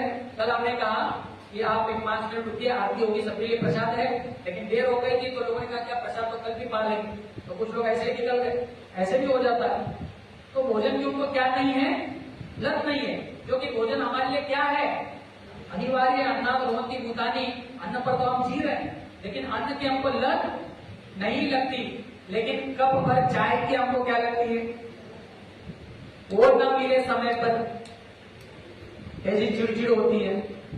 कुटुंब मेली अजून आला नाही चा, किती वाजले, 5 वाजले, 6 वाजले, फिर वो भूख लाके से पटकती, ये दोस्त ये नहीं का, इस तरह से, क्योंकि हमको आदत लग गई और वही बहाना बन जाता है झगड़ा, वही बहाना बन जाता है। हमारे प्रभु जी थे डॉक्टर, उनके यहाँ पे नई नई शादी होके आई थी, छोटा मोटा झगड़ा चाय के ऊपर से शुरू हो गया और वो बहू छोड़ के चली गई। बस 30-35 दिन रही और छोड़ के चली गई। 65 लाख उसने वो नहीं मिली, सत्य घटना है। तो छोटी छोटी चीजें क्या बन जाती हैं, आदत हो जाती है हमारी, उसको लत लग जाती है। क्या कहते हैं, भरी गर्मी में भी भले 2 घूंट मिले, लेकिन क्या चाहिए, चाय चाहिए। ये तो मैं सामान्य चाय की बात कर रहा हूँ। प्रभु जी लोग बड़े खुश है, अरे तो माताओं के ऊपर ही चल रहा है। प्रभु जी लोगों का क्या है, बॉटल, उसका कोई अंत है क्या, जब तक आदमी बॉटल पी रहा है तब तक ठीक है, लेकिन जब वो शराब आदमी को पीने लगती है तो खत्म गया काम से आदमी। पगार आता है, फिर वो उधर उड़ा के आता है घर में, खाता पीता है, दूसरे दिन साधु जैसे बैठा रहता, अपना खाना तिलक तिलक लगा के सारा संसार आके उसको समझाता है, इनका पद्धत झाली का महाराज असं करतात का, हे चुकलं मात्र माफ करा, याच्या पुढे करणार नाही। एक साधू संत जैसे जाता जाता आपल्या माऊलीचं दर्शन करत जाणार, आळवी चौकात नाही का, आळवी नाक्यावर दर्शन करत करत जाणार, चुकलं मात्र चुकलं। आणि महिन्याच्या शेवटी पगार झाला, परत हालत दिलं, परत ये रे माझ्या मागल्या, ऐसी गत हो जाती है। क्यों, क्योंकि अब वो व्यक्ति दारू नहीं पी रहा, अब दारू उसको पी रही है, ऐसी हालत हो। और इस तरह से जो है हम इस सुख के जब अधीन हो जाते हैं तो ये सुख ही हमारे दुख का क्या बनता है, जोर से बोलिए, कारण बनता है। तो हम जो सुख ढूंढ रहे हैं वो गलत ढूंढ रहे हैं, इसलिए रिजल्ट क्या निकल रहा है, देखिए क्या है, वेदना है कि नहीं। ये संसार में है, आप हमें बताइए कितना लोगों को दुख है, कितना कष्ट है। आप देखिए, अरे आप वहां पे बंगाल में जाइए, बंगाल में या मुर्शिदाबाद देखिए जल रहा है, मणिपुर जल रहा है, यूक्रेन जल रहा है, माजा या गाजा पट्टी और पता नहीं क्या क्या सब चल रहा है, आतंकवाद, उग्रवाद, हर जगह तो कहीं भूकंप हो रहा है, कहीं लावा निकल रहा है, कहीं सुनामी आ रहा है, कहीं क्या हो रहा है, कहीं क्या हो रहा है, वेदना हम पा रहे हैं। हर एक व्यक्ति हमेशा क्या बना रहना चाहता है, कोई बूढ़ा होना चाहता है संसार में, पर अल्टीमेटली क्या होना पड़ता है, हम बूढ़े न लगे इसलिए हम इतना मेकअप करते हैं, पहचान में नहीं आता एक्चुअली सही आदमी कौन है। लेकिन आप देखना जब ज्यादा व्यक्ति बुजुर्ग होता है उसके ऊपर ज्यादा मेकअप भी अच्छा नहीं लगता, वो कुछ हालत विचित्र लगने लगता है। तो हम देखते हैं कितना बढ़िया से बाल काले कर, हजारों लाखों रुपए खर्चा करके सिर के बाल उगाते हैं, घेतलं देवानी काढून जाऊ द्या की काय त्रास आहे त्रास, बाल निकालेंगे काले काले लंबे घने बाल। तो इस तरह से हर एक व्यक्ति जवान बने रहना चाहता है, उसके लिए क्या क्या सप्लीमेंट्स लेता है, क्या क्या खाता है, क्या क्या जिम करता है, योगासन करता है, पर अल्टीमेटली सबको क्या होना पड़ता है, बूढ़ा होना पड़ता है। कोई व्यक्ति संसार में बीमार होना चाहता है क्या, लेकिन अंत में उसे क्या होना पड़ता है।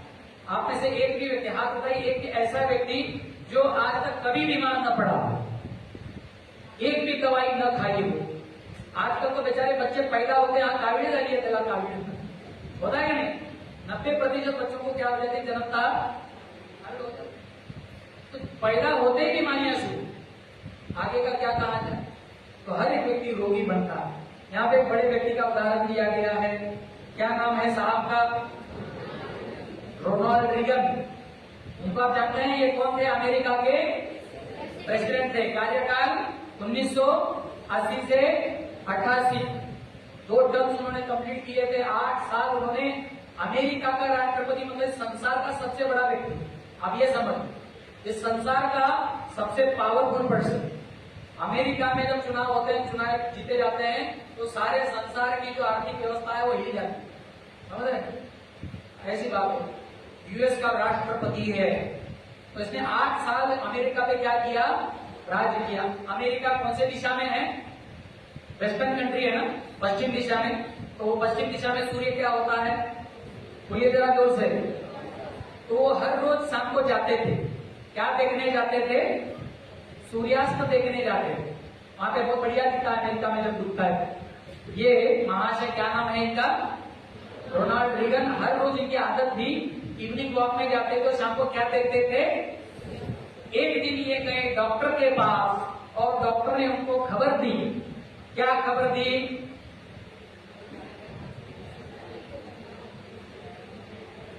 ये तारीख है, डेटेड है 5 नवंबर 1994।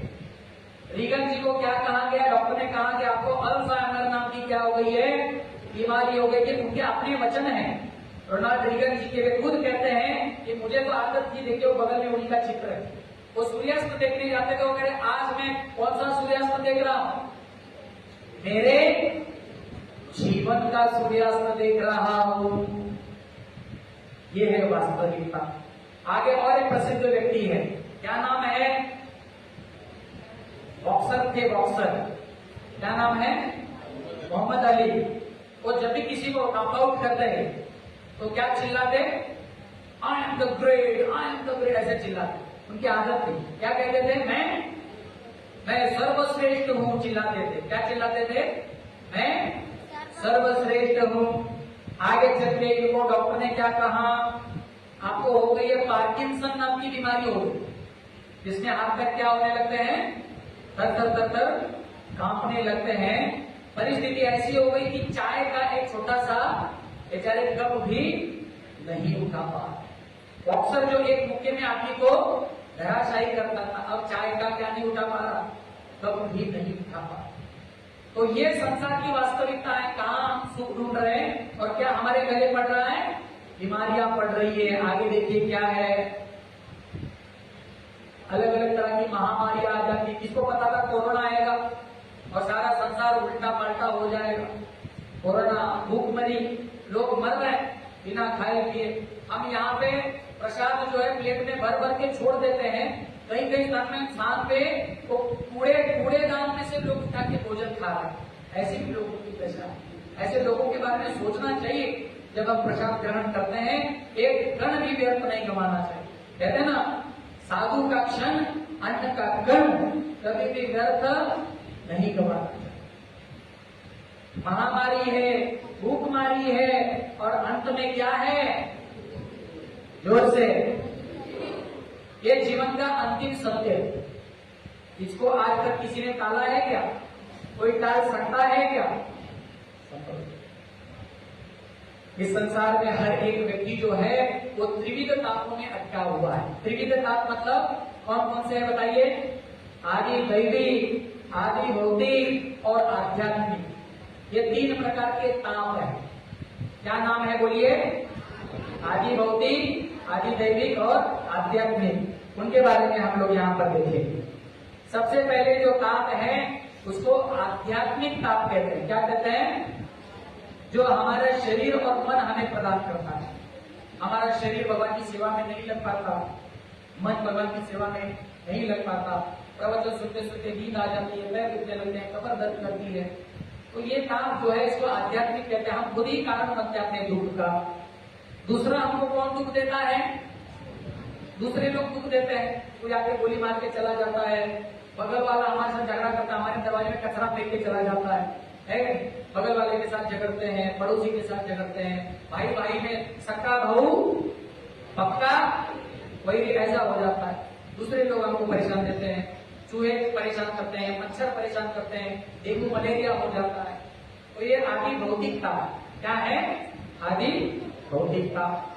तीसरा ताप जो है ये आदि दैविक ताप है, जिसमें देवी देवता इन्वॉल्व रहते हैं, निसर्ग प्रकृति इन्वॉल्व रहती है। बड़े भूकंप आ जाते हैं, सुनामी आ जाता है, ये है वो है। तो इन तीनों तापों से संसार क्या है? त्रस्त है, दुखी है, परेशान है। आप देखिए, यहाँ तो आपका स्वभाव आपको परेशान कर रहा है। आप कहते हैं मेरी बुद्धि इतनी नहीं है, मैं आना तो चाहता हूँ फर्स्ट क्लास, नहीं आ पा रहा, मैं कमाना तो चाहता हूँ बहुत पैसा, और शरीर साथ नहीं दे रहा, कष्ट नहीं कर पा रहा है कि नहीं? हर एक व्यक्ति परेशान है, अपने आप से परेशान है, बगल वाले से परेशान है, पति पत्नी से परेशान है, माँ बाप परेशान है, बच्चों से परेशान है, बच्चे माँ बाप से, हर किसी से हम परेशान हैं। बीच बीच में मरना तो मुंह नहीं आता है, एसी लगाए बगैर कथा सुन नहीं सकते, ऐसी परिस्थिति है। तो प्रकृति भी परेशान कर रही है। अजून मे जून यायचंच बाकी है, कशी गर्मी चालू है, परेशान प्रकृति अलग परेशान कर रही है। लेकिन फिर भी हम किस पर टिके हुए हैं? फिर भी हम आशावादी हैं, आशा बनाए रखें कि कभी ना कभी तो आपको क्या मिलेगा? सुख मिलेगा। इसी आशा में है कि नहीं? और ये बात सही है। क्यों? क्योंकि ये जो समस्याएं हैं, इन समस्याओं का समाधान कुत्ते बिल्ली नहीं कर सकते, केवल कौन कर सकता है? क्यों मनुष्य कर सकता है बताइए? क्योंकि उसके पास क्या है?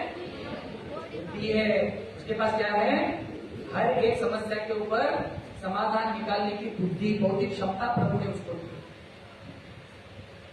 आप संसार में देखते हैं, सुख यदि देखा जाए तो कितना है? कितना है? जीवित कितना है। लेकिन दुख कितना है? पहाड़ कितना बड़ा। महिन्याला शेवटी पगार झाला की माणूस किती आज आपण हॉटेलला जाऊया, आज मूवी देखेंगे, प्लान करके आता है।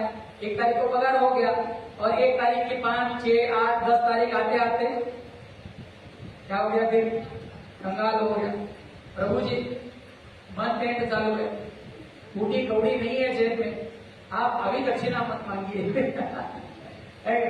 अगले महीने अलग अलग तरह के ड्यूज रहते हैं, अलग अलग तरह के हफ्ते रहते हैं, किस्तें रहते हैं, लाइट बिल भरना है, बच्चों की स्कूल भरनी है, ये है वो है। पगार हुआ 2-5 दिन तक सुख, फिर बाद में 25-26 दिन गदा परिश्रम। तो सुख बहुत थोड़ा है और दुख बहुत ज्यादा है। तो अगले ये तो महत्वपूर्ण सवाल है, सही में सुख है क्या? फिर इतना घंटे भर से आप जो सुन रहे हैं, इसे निष्कर्ष ये निकलता है कि एक्चुअली सुख है ही नहीं, सही मायने में सुख है ही नहीं। क्योंकि अब तो क्लियर हो गया, इतने बड़े बड़े लोग अमेरिका के राष्ट्रपति जैसे मर रहे हैं, बॉक्सर इतने बड़े बड़े खत्म होएगा, इतनी भूखमरियां है, ये है वो है, फिर ताप है, तो आदमी हताश हो जाएगा, फिर तो सुख है ही नहीं संसार में। तो सवाल उठता है सही में सुख है क्या, ये सवाल उठता है। और कोई कहे कि जैसे मान लीजिए हमारे उधर प्रभु आते हैं, हंसते खेलते मुर्गन बजाते कीर्तन करते, आप उनको देखते होते हैं आदमी इतना खुश कैसा है, इतनी दूर से कोडीपुर से गाड़ी चला के आ रहा है, आपको जब तक आपको यहाँ पे आपका सेवा नहीं हो रही तब तक आपके लिए प्रसाद बना रहा है, फिर उसके बाद में वहाँ पे आप कीर्तन अनाउंसमेंट कर रहा है, तब तक भोग लग रहा है, जब तक वहाँ पे सेटलमेंट नहीं होता तब तक वो बेचारा कीर्तन कर रहा है, और कीर्तन करने के बाद आपको अपने हाथों से खिला रहा है, आप सारे घर में जाके आराम से सो रहे, सब वाइंड अप कर रहा है, फिर वाइंड अप करने के बाद सारा वो गाड़ी में डाल के फिर कोडीपुर जा रहे हैं, फिर बाद में विश्राम करके सुबह 4:30 बजे मंगल आरती उठ रहे हैं, फिर वहां का सारा मैनेजमेंट मंथली अभी मार्च एंड हो गया, उसका अकाउंटिंग का सारा चल रहा है। फिर भी उस व्यक्ति को यदि आप देखेंगे तो आपको रोता हैरान परेशान कभी दिखाया क्या कि उधर हरिनाम प्रभु जी आप दिखते हैं? कभी दिखते हैं? कभी नहीं दिखते। तो ये आदमी की खुशी का कारण क्या है, ये इतना खुश कैसे रह सकता है? तो जैसे मान लीजिए आपने कहा क्या सही में सुख है क्या, तो हमारे उधर हरिनाम प्रभु जी बोलते हैं हाँ है ना सुख, देखो मैं आपको खुश लग रहा हूं। तो फिर तुरंत अगला सवाल क्या है, तो प्रभु जी हमको भी तो बताइए, हम भी तो क्या होना चाहते हैं, जोर से। अच्छा जब आप होना चाहते हैं तो ही बोलिए, वरना मत बोलिए। क्या होना चाहते हैं? सुखी होना चाहते हैं। तो हम भी सुखी होना चाहते हैं। यहाँ पर देखिए हमारे साथ तकलीफ क्या है कि हमारे सुख को ढूंढने के जो है ना वो प्रयत्न गलत जगह हो रहे, गलत दिशा में गलत पद्धति से हो रहे। यहाँ पे 3-4 उदाहरण दिए गए, कौन कौन से उदाहरण है पढ़िए। मृगजल, कस्तूरी हिरण, बम्बू एवं चिंगम। मैं संक्षिप्त में आपको ये कथाएं सुनाता हूँ। मृगजल, मृगजल आप जानते हैं, है नहीं? ओयासिस होता है, ऐसे मृगजल होता है, बहुत दूर में से आप जब बड़ी गर्मी में आप जब जाओगे गाड़ी चलाते, दूर रास्ते पे आपको लगेगा पानी है, क्या लगेगा? लेकिन जैसे वहां जाएंगे आप देखें गरम गरम वापस निकलती रहेगी। एक्चुअली में वहां पे पानी होता है क्या? उसको भ्रामक जल कहते हैं, मृग जल कहते हैं। एक्चुअली वो पानी नहीं होता और वो कभी आपकी प्यास नहीं बुझा सकता। वैसे ही हम क्या करें, इस भौतिक दुखालय संसार में सुख ढूंढने का प्रयास कर रहे हैं, क्योंकि यहाँ पे नहीं है। कस्तूरी हिरण, उसके पेट में कस्तूरी है, वो पागल जैसे घूम रहा, कहां से सुमंत आ रही, कहां, उसको कहीं नहीं पता चलेगा। और हिरण को कभी भी नहीं पता चलेगा कि कहां से एक्चुअली सुख आ रहा है। तीसरा उदाहरण क्या है, बम्बू का क्या उदाहरण हो सकता है? जैसे कोई पागल बच्चा जो है वो बम्बू ले ले छोटा वाला और सोचे कि ये गन्ना है, क्या सोचे, और उसको बेचारा क्या किया जा रहा है, चबाया जा रहा है, चबाया जा रहा है। तो क्या उसको उसमें रस आएगा? नहीं आएगा। क्यों? क्योंकि वो गलत चीज को गन्ना समझ बैठा है। वो बम्बू को ही क्या समझ लिया है? गन्ना समझ लिया। और च्युइंगम, च्युइंगम आप चबाते जाओ, चबाते जाओ, एक समय ऐसा आता है ना निकले जाता है ना उगले जाता है, ऐसी हालत हो जाती है। तो ये हमारी पद्धत है, हम लोग सुख तो ढूंढ रहे हैं लेकिन गलत जगह ढूंढ रहे हैं। तो अभी यहाँ से आगे हम आपको बताएंगे कि असली सुख क्या होता है, उसको कैसे प्राप्त किया जाता है। ध्यान से पढ़िए। सुख तो है लेकिन हमें इसके प्रति अपना क्या बदलना पड़ेगा? नजरिया बदलना पड़ेगा। जैसे केवली आनंदे ऐसे चिरावे चित्तिया सुल्यावे समाधान, ये पद्धति सिखाई जाती है। आगे और प्रैक्टिकल उदाहरण देकर हम आपको समझाएंगे। जैसे यहाँ पर आप देखिए, और वो क्या है, नजरिया कैसे बदला जाता है। जैसे आपने कहा कि सारी समस्याओं के ऊपर मनुष्य क्या निकाल सकता है? समाधान निकाल सकता है। क्यों निकाल सकता है? क्योंकि उसके पास क्या है? बुद्धि है। भगवान ने उसको गॉड गिफ्टेड, उसको क्या दी है। लेकिन लोगों के साथ समस्या क्या है, जो चीजें हमारी यूज करने से खराब होती, जैसे आंखें यूज करने से क्या हो जाती है, क्या हो जाती है ज्यादा मोबाइल देखने से। हाँ, जो चीजें जो शरीर के अंग खराब होते हैं उसी को हम ज्यादा इस्तेमाल करते हैं। शरीर में बुद्धि एक ऐसी चीज है जो जितना ज्यादा इस्तेमाल करो उतनी ज्यादा क्या होती है, तेज होती है। लेकिन हम क्या करते हैं, वो बुद्धि वैसे की वैसे रखते हैं, बाकी सब खर्चा कर देते हैं ताकि भगवान को एज इट इज बुद्धि दे दे। प्रभु हमने इस्तेमाल नहीं किया, नई कोरी है, आप ले लीजिए वापस। समझ रहे हैं, ये हमारी समस्या है। मनुष्य जो है वो उच्च बुद्धिमत्ता प्राप्त किया हुआ है और इस बुद्धिमत्ता का उपयोग हम किसमें कर सकते हैं, ऊंचे ऊंचे सवाल पूछने चाहिए। जो हमारे जीवन में संकट आ रहे हैं, कष्ट आ रहे हैं, उनके बारे में जागरूक होना पड़ेगा। हमको सवाल पूछने पड़ेंगे, ये ऐसा क्यों है, इतना करने के बाद भी हम सुखी क्यों नहीं है, हम हमेशा दुखी क्यों है, हम बीमार क्यों पड़ते हैं, हम क्यों मर रहे हैं, पूछना पड़ेगा ना, पूछना पड़ेगा। ये बहुत सारे सवाल हैं। आखिर के 3 सवाल पढ़िए, मैं कौन हूं और मेरे जीवन का उद्देश्य क्या, बस गधा जैसे जिया जा रहा हूं, जिए जा रहा हूं। सुखदेव गोस्वामी एक जगह कहते तरवह किम न जीवन थी। आप देखो बरगद के पेड़ कितने साल जीते हैं, तो उनके जीने में हमारे जीने कोई मान लो 80-90 साल जी ले, तो उसके जीने में फायदा क्या है, वो तो बरगद जैसे जिए जा रहा। वस्त्रा किम न स्वसती, सुखदेव गोस्वामी कहते लोहार की झोपड़ी क्या सांस नहीं लेती, उसके सांस लेने में हमारे सांस लेने में क्या अंतर है। आखिरी प्रश्न क्या है, मरना पक्का है कि नहीं, फिर यहां से कहां जाऊंगा, बहुत बड़ा सवाल है। आगे एक बहुत बड़ा सवाल ये है, यदि आप जानना चाहते हैं, क्या जानना चाहते हैं कि आपको क्या चाहिए, तो सबसे पहले ये जानना पड़ेगा कि आप कौन है। क्योंकि आपको यही पता नहीं कि आप कौन है, लेकिन हम चाह तो रहे कि आपको ये चाहिए, आपको ये चाहिए। हम चाहते तो हैं, हमें ये चाहिए, हमें वो चाहिए, पर दुर्दैव ये है कि हम यही नहीं जानते कि हम कौन।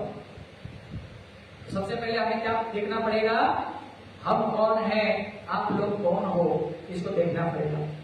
आगे आप देखिए, महत्वपूर्ण समझ, ये बड़ी महत्वपूर्ण समझ है कि हम ये शरीर है क्या, नहीं है। हम कौन है, आत्मा है, और शरीर और आत्मा दोनों क्या है, अलग अलग है। इसको आपको जानना पड़ेगा। आगे आपको ये समझना पड़ेगा कि आत्मा कैसा है, जोर से, और शरीर कैसा है। जैसे मान लीजिए एक व्यक्ति जब मर जाता है तो लोग बोलते हैं ना, मराठी में नहीं करता, आता तरी तो होता, कुठे गेला, माझ्या हाताने पाणी पिला होता, एक केला होता, कहते कि नहीं। अरे वो तो वही पड़ा है, आप कह तो रहे हैं आता तरी तो होता, कुठे गेला, वो अभी तो वही पड़ा है।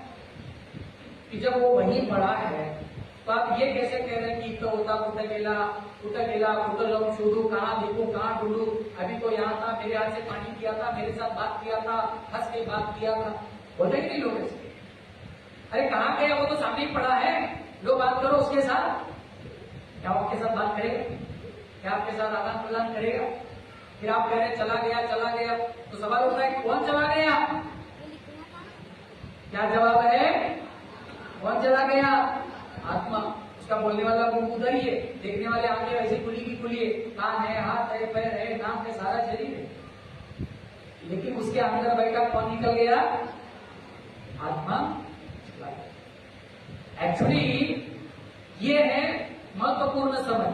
क्या है, आत्मा क्या करता है, शरीर के माध्यम से क्या करता है, अनुभव करता है। आत्मा शरीर के माध्यम से, भोक्ता कौन है, एक्चुअली आत्मा है, शरीर डेड है। शरीर पंच महाभूतों से बना हुआ है, मरने के बाद जलाने के बाद तो आत्मा भूत के भागता है क्या, तो वही पड़ा पड़ा रहता है। क्यों, क्योंकि जो चेतन अनुभव करने वाला, हाँ जल गया, छोटा सा चटका लगा दो, जब तक आत्मा है तब तक चटका लगता है, मरने के बाद पूरा शरीर जला दो, राख हो जाएगी हड्डियों की, फिर भी कुछ नहीं बोलेगा, क्योंकि उसमें भोक्ता जो है वो क्या हो गया, आत्मा उसमें से क्या हो गया, निकल गया। तो चेतना निकल गई, आत्मा निकल गई तो उसके साथ उसकी चेतना भी क्या हो गई, चली गई। अब आगे बड़े सुंदर 2 उदाहरण दिए हैं। कौन से उदाहरण है, जैसे कि कार और ड्राइवर और ये कौन है बूढ़ी मैया? आप इसको जानते हैं? आप ऐसे कौन इसको जानता है? हाथ उठाइए। अरे आप इसको नहीं पहचानते? नहीं, एक्चुअली इसको मैं भी नहीं पहचानता। मैं भी नहीं जानता कोई बूढ़ी मैया है। उसके जानने से महत्वपूर्ण उसका क्रियाकलाप हमको सिखाता है। इस बूढ़ी मैया ने क्या किया? एक तोता लाया। क्या लाया? तोता लाया, और उस तोते के लिए उसने सोने का पिंजरा बनाया। इसका सोने का पिंजरा। और आए दिन उस पिंजरे को क्या करती? उसको साफ करती, झाड़ू पोछा लगाती, चकाचक रखती। वो बेचारा तोता भूख के मारे time time time time time time कर रहा। उसको उसने एक दाना भी भोजन नहीं खिलाया। अंत में तोता क्या हो गया? क्या हो गया? मर गया। तो इस उदाहरण से हमको क्या सीखने मिलता है? ये बूढ़ी मैया जो है वो कोई और नहीं है। आज से आप उसको बढ़ाकर पहचानेंगे। ये बूढ़ी मैया कौन है? वो हम खुद हैं। कौन है? और हम क्या कर रहे हैं?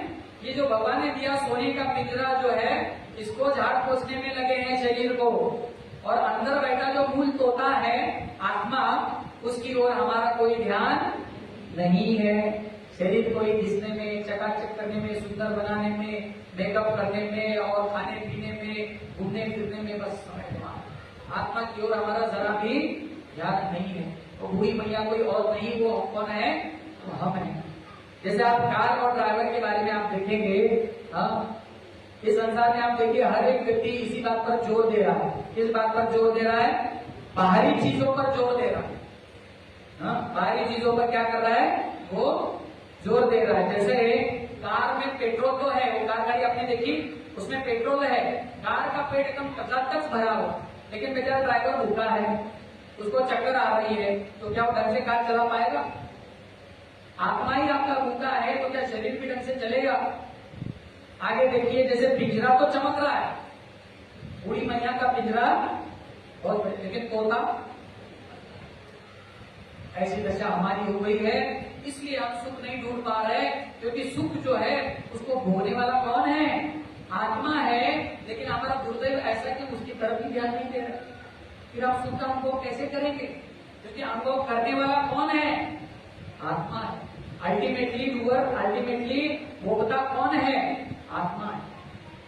भगवान आगे गीता में कहते हैं, अध्याय क्रमांक 5 श्लोक संख्या 22, क्या कहते हैं? ये संस्पर्शजा भोगा दुःखयोनय एवते अद्यन्तवन्त कौन्तेय न तेषु रमते बुधः।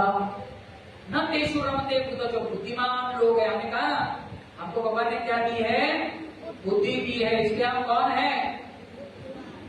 अभी आप पर निर्भर करता है, आप अपने आप को बुद्धिमान मानते हैं या बुद्धू मानते हैं? क्योंकि जो बुद्धिमान होता है, भगवान कहते हैं नतेषु रमते बुधः। बुध का अर्थ है बुद्धिमान। बुद्धिमान आदमी इस भौतिक संसार के किसी भी प्रकार के सुख दुख के झमेले में पड़ता ही नहीं। यही संस्पर्श जा होगा दुख योनय एवते, जो भोग स्पर्श के द्वारा, इंद्रियों के द्वारा उत्पन्न है, अंत में ये सारे आपको क्या देंगे? दुख देंगे। दुख की योनि है, इसमें से दुख ही निकलने वाला है। अत्यंतवंत कौन्तेय, हे बुद्धि पुत्र, ये आदि अंतवत है, इसका आरंभ है इन सुखों का, तो एक दिन इनका क्या हो जाएगा? विनाश भी हो जाएगा। इसका आरंभ है, उसका क्या है? विनाश है। इसलिए नतेषु रमते बुध, बुद्धिमान लोग ये आरंभ और अंत होने वाले दुख में कभी नहीं पड़ते, वो शाश्वत सुख ढूंढने का प्रयास करते हैं। ऐसा सुख जो हमेशा आपके साथ रहे, शाश्वत सुख। यहाँ पे बड़े सुंदर उदाहरण दिए हैं। क्या लिखा है? पढ़िए तो जरा। ये क्या चीज है? सुखी आदमी की कमी किसी को नहीं मिलेगी। आप में से किसी ने ये बात सुनी है इससे पहले? कौन बता सकता है? किसी ने नहीं सुनी? बड़ी मजेदार घटना है। एक बार क्या हुआ, राजा जो है इतने सारे भोग करने के बाद भी बड़ा दुखी रहा, और उसने क्या किया, अपने एक बुद्धिमान बीरबल को क्या कहा बादशाह ने, जा और मेरे लिए एक सुखी आदमी का क्या लेके आओ, एक शर्ट लेके आओ। सुखी आदमी का क्या लेके आओ, शर्ट लेके आओ। उसको पहनते ही मैं क्या हो जाऊंगा, आपको भी चाहिए क्या ऐसा शर्ट, पहनते ही आप क्या हो जाएंगे, सुखी हो जाए। तो बेचारा बीरबल घुमा हर जगह हर एक व्यक्ति को। हाँ, तब तक उसका शर्ट लेना नहीं जब तक उसको पूछ के कंफर्म न कर लेना कि वो सुखी है। और बीरबल ने सारे संसार में लाखों लोगों से पूछा, हर कोई व्यक्ति क्या बोल रहा है, मुझे कुछ न कुछ क्या है, दुख है। आप देखना चौराहे पे भी जब चार फ्रेंड आते हैं, हाँ ऐसा क्या है, चल रहे हैं, लोग क्या कहते हैं, एकदम मस्त, आनंद मंगल, राम राम। शुरुआत में सब ऐसे ही बोलते हैं, लेकिन 2-5 मिनट बगल में देखो तो सुना है करते तुम्हें आजकल बाहर गेले सगळा खेळा अजून काय राहिलंच नाही क्या। उसके बाद में रोना धोना शुरू हो जाता है, सगळं चाललंय पण मार्केट रेट फ्लॅग आहे, काय धंदाच राहिलं तयार, काय करायचं है। बच्चे शुरुआत में मस्त बोलते हैं, सगळं चांगलं है, सगळं छान है, सब बढ़िया है, सब मस्त है, लेकिन 2-5 मिनट बैठो तो धीरे धीरे एक एक रोना क्या होने लगता है, बाहर आने लगता है। हर एक अपना अपना दुख बताने लगता है। तो बेचारा बीरबल परेशान होकर घूमता रहा। उसको कोई सुखी आदमी मिला ही नहीं। इसलिए यहाँ पे क्या लिखा है, सुखी आदमी की कमीज किसी को नहीं मिल सकती। आप बोले अरे प्रभु जी कहां सही उदाहरण, इसमें कुछ मजा नहीं आया, मजा आगे है। जब वो व्यक्ति एक व्यक्ति से जाके मिला तो वो बेचारा फुटपाथ पे बैठा हुआ था, ना घर है, ना बंगला है, ना गाड़ी है, न कुछ है। जो आनंद संत फकीर करे वो आनंद नाही अमीरी में। वो वहां पे फकीर मस्त मौला आदमी बैठा हुआ है और बस आनंद से जीवन बिता है। मिलेंगे तो खाएंगे, यहाँ जगह मिली सो जाएंगे, ना पत्नी है, ना परिवार है, ना जिम्मेदारी है, ना टेंशन है, ना कुछ, आराम है। उसको जाके बीरबल ने पूछा, भैया तुम सुखी हो क्या? वो बोला बहुत सुखी हो, एकदम मस्त हो, एकदम जबरदस्त। तो बोले तुम्हारा शर्ट तो हमको राजा के लिए लेके जाना है। तो सवाल पूछने से पहले जब बीरबल ने देखा तो बीरबल को दिखाई दिया उसके शरीर में शर्ट ही नहीं। उसके शरीर में क्या नहीं है, शर्ट ही नहीं है।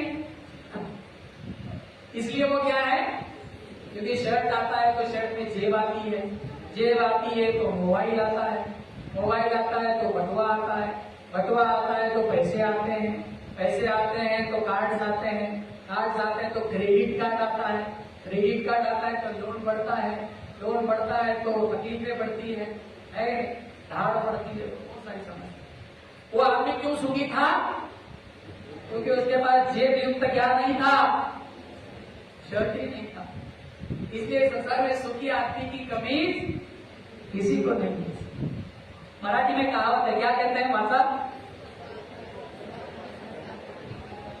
समझ में आया इसका अर्थ? सकाळला सवाना म्हणजे काय, सुपातले असतात, चाटातले रडतात म्हणजे काय, तो धान्य जो है ना, पहले की आपको आप डायरेक्ट चक्की पे ले जाते पिसवाने की, पहिले माताई क्या करती थी, सुपामध्ये सगळं पाकडून घ्यायचं, व्यवस्थित निवडून घ्यायचं आणि त्याच्यानंतर काय करायचं, दळून घ्यायचं पीठ, आहे का नाही?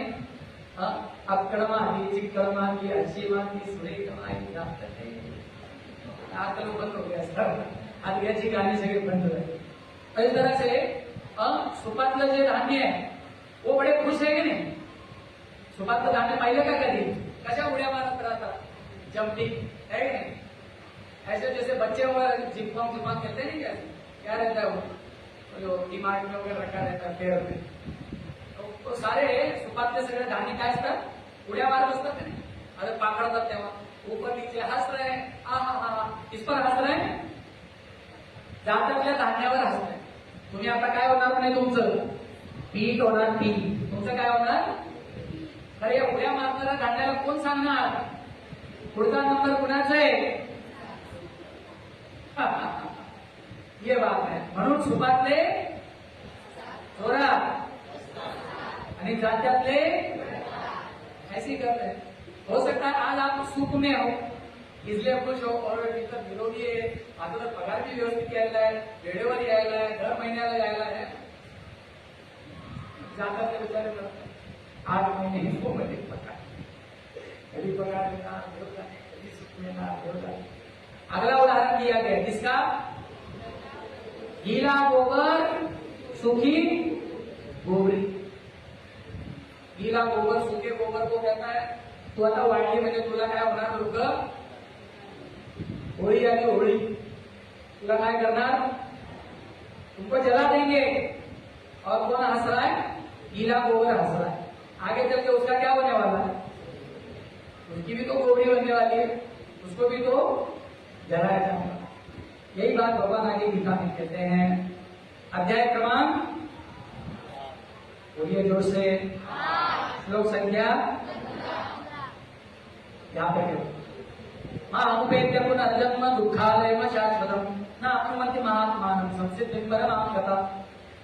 मुझे प्राप्त करते भक्ति योगी महात्मा लोग इस दुख पूर्ण क्षणों को संसार में कभी नहीं लौटते, क्योंकि उन्होंने परम सिद्धि को क्या किया है। तो आगे सार ये निकलता है, यदि आप फल खाना चाहते हैं क्या करना पड़ेगा। आज आप आम खा रहे, सोचो 5-50 साल पहले लोगों ने पेड़ नहीं लगाए होते तो आज आप खा पाते।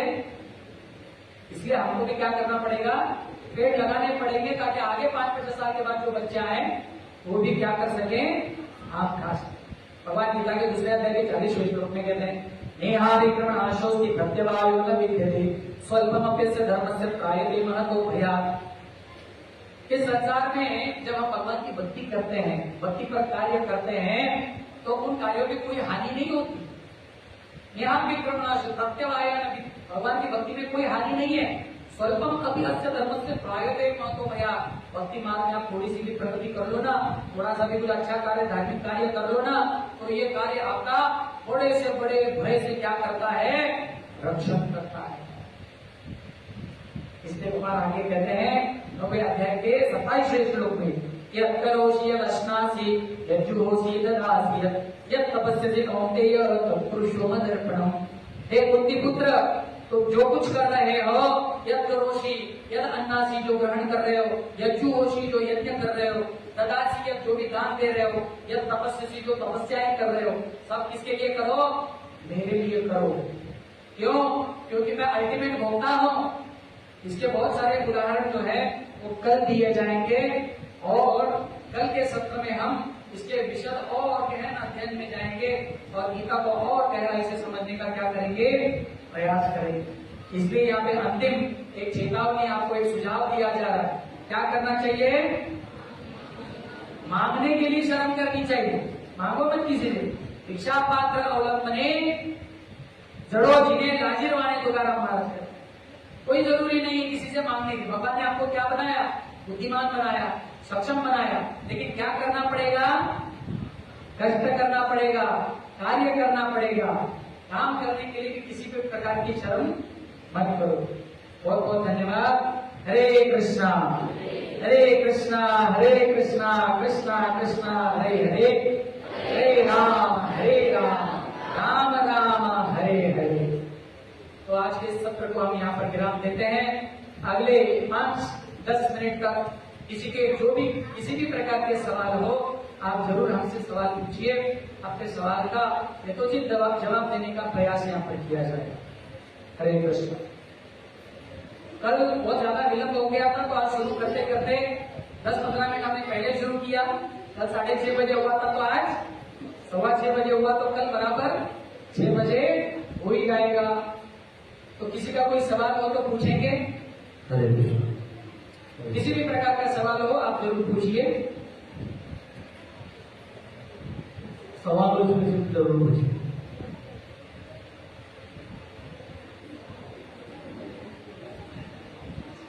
आखिर कल हम क्या करेंगे, यदि आप लोग सवाल नहीं पूछ रहे हैं तो फिर मैं सवाल आपको पूछूंगा, क्योंकि जब कभी सवाल नहीं आते हैं तो उसके 2 अर्थ होते हैं।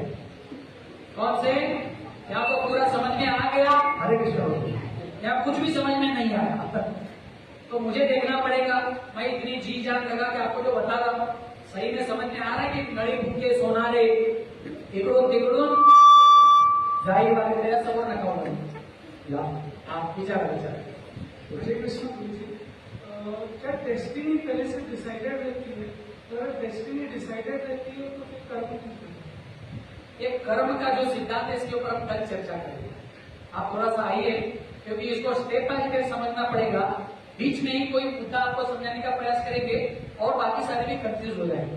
कल विषय कर्म पर ही है, क्योंकि हमारे 5 विषयों में कर्म भी है ना। आज तो हम आत्मा के बारे में, सुख के बारे में देख रहे हैं, तो कर्म भी हमारा एक बड़ा महत्वपूर्ण मुद्दा है। तो कल आप बराबर समय पे आइए, उस पर हम चर्चा करें, डेस्टिनी के ऊपर चलेगा। आप एक रात विश्राम कर सकते हैं, थोड़ा धैर्य धारण कर सकते हैं। जी जरूर। आत्मा से रिलेटेड आज के जो सवाल आपने सुने हैं, विविध तापों के बारे में, दुख के बारे में, सुख के बारे में, कोई सवाल हो तो आप जरूर पूछिए। तो आशा तो मैं यही करूंगा कि आप सबको सब कुछ समझ में आ गया है। इसी आशा के साथ इस सत्र को मैं यहाँ पर विराम देता। बहुत बहुत धन्यवाद। हरे कृष्णा। जगत गुरु श्रील प्रभुपाद की जय और प्रेमानंदे। हरे कृष्णा। हरे कृष्णा। महासंदेशन प्रभु जी, युगधर्म को भी बुलाइए। युगधर्म प्रभु जी बुलाइए।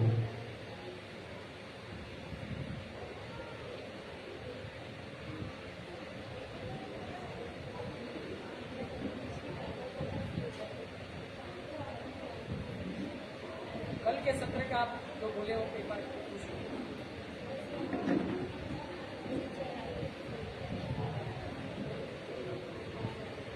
हरे कृष्णा। सब लोग दोनों हाथ पकड़ के प्रेम से बोलिए, हरे कृष्णा।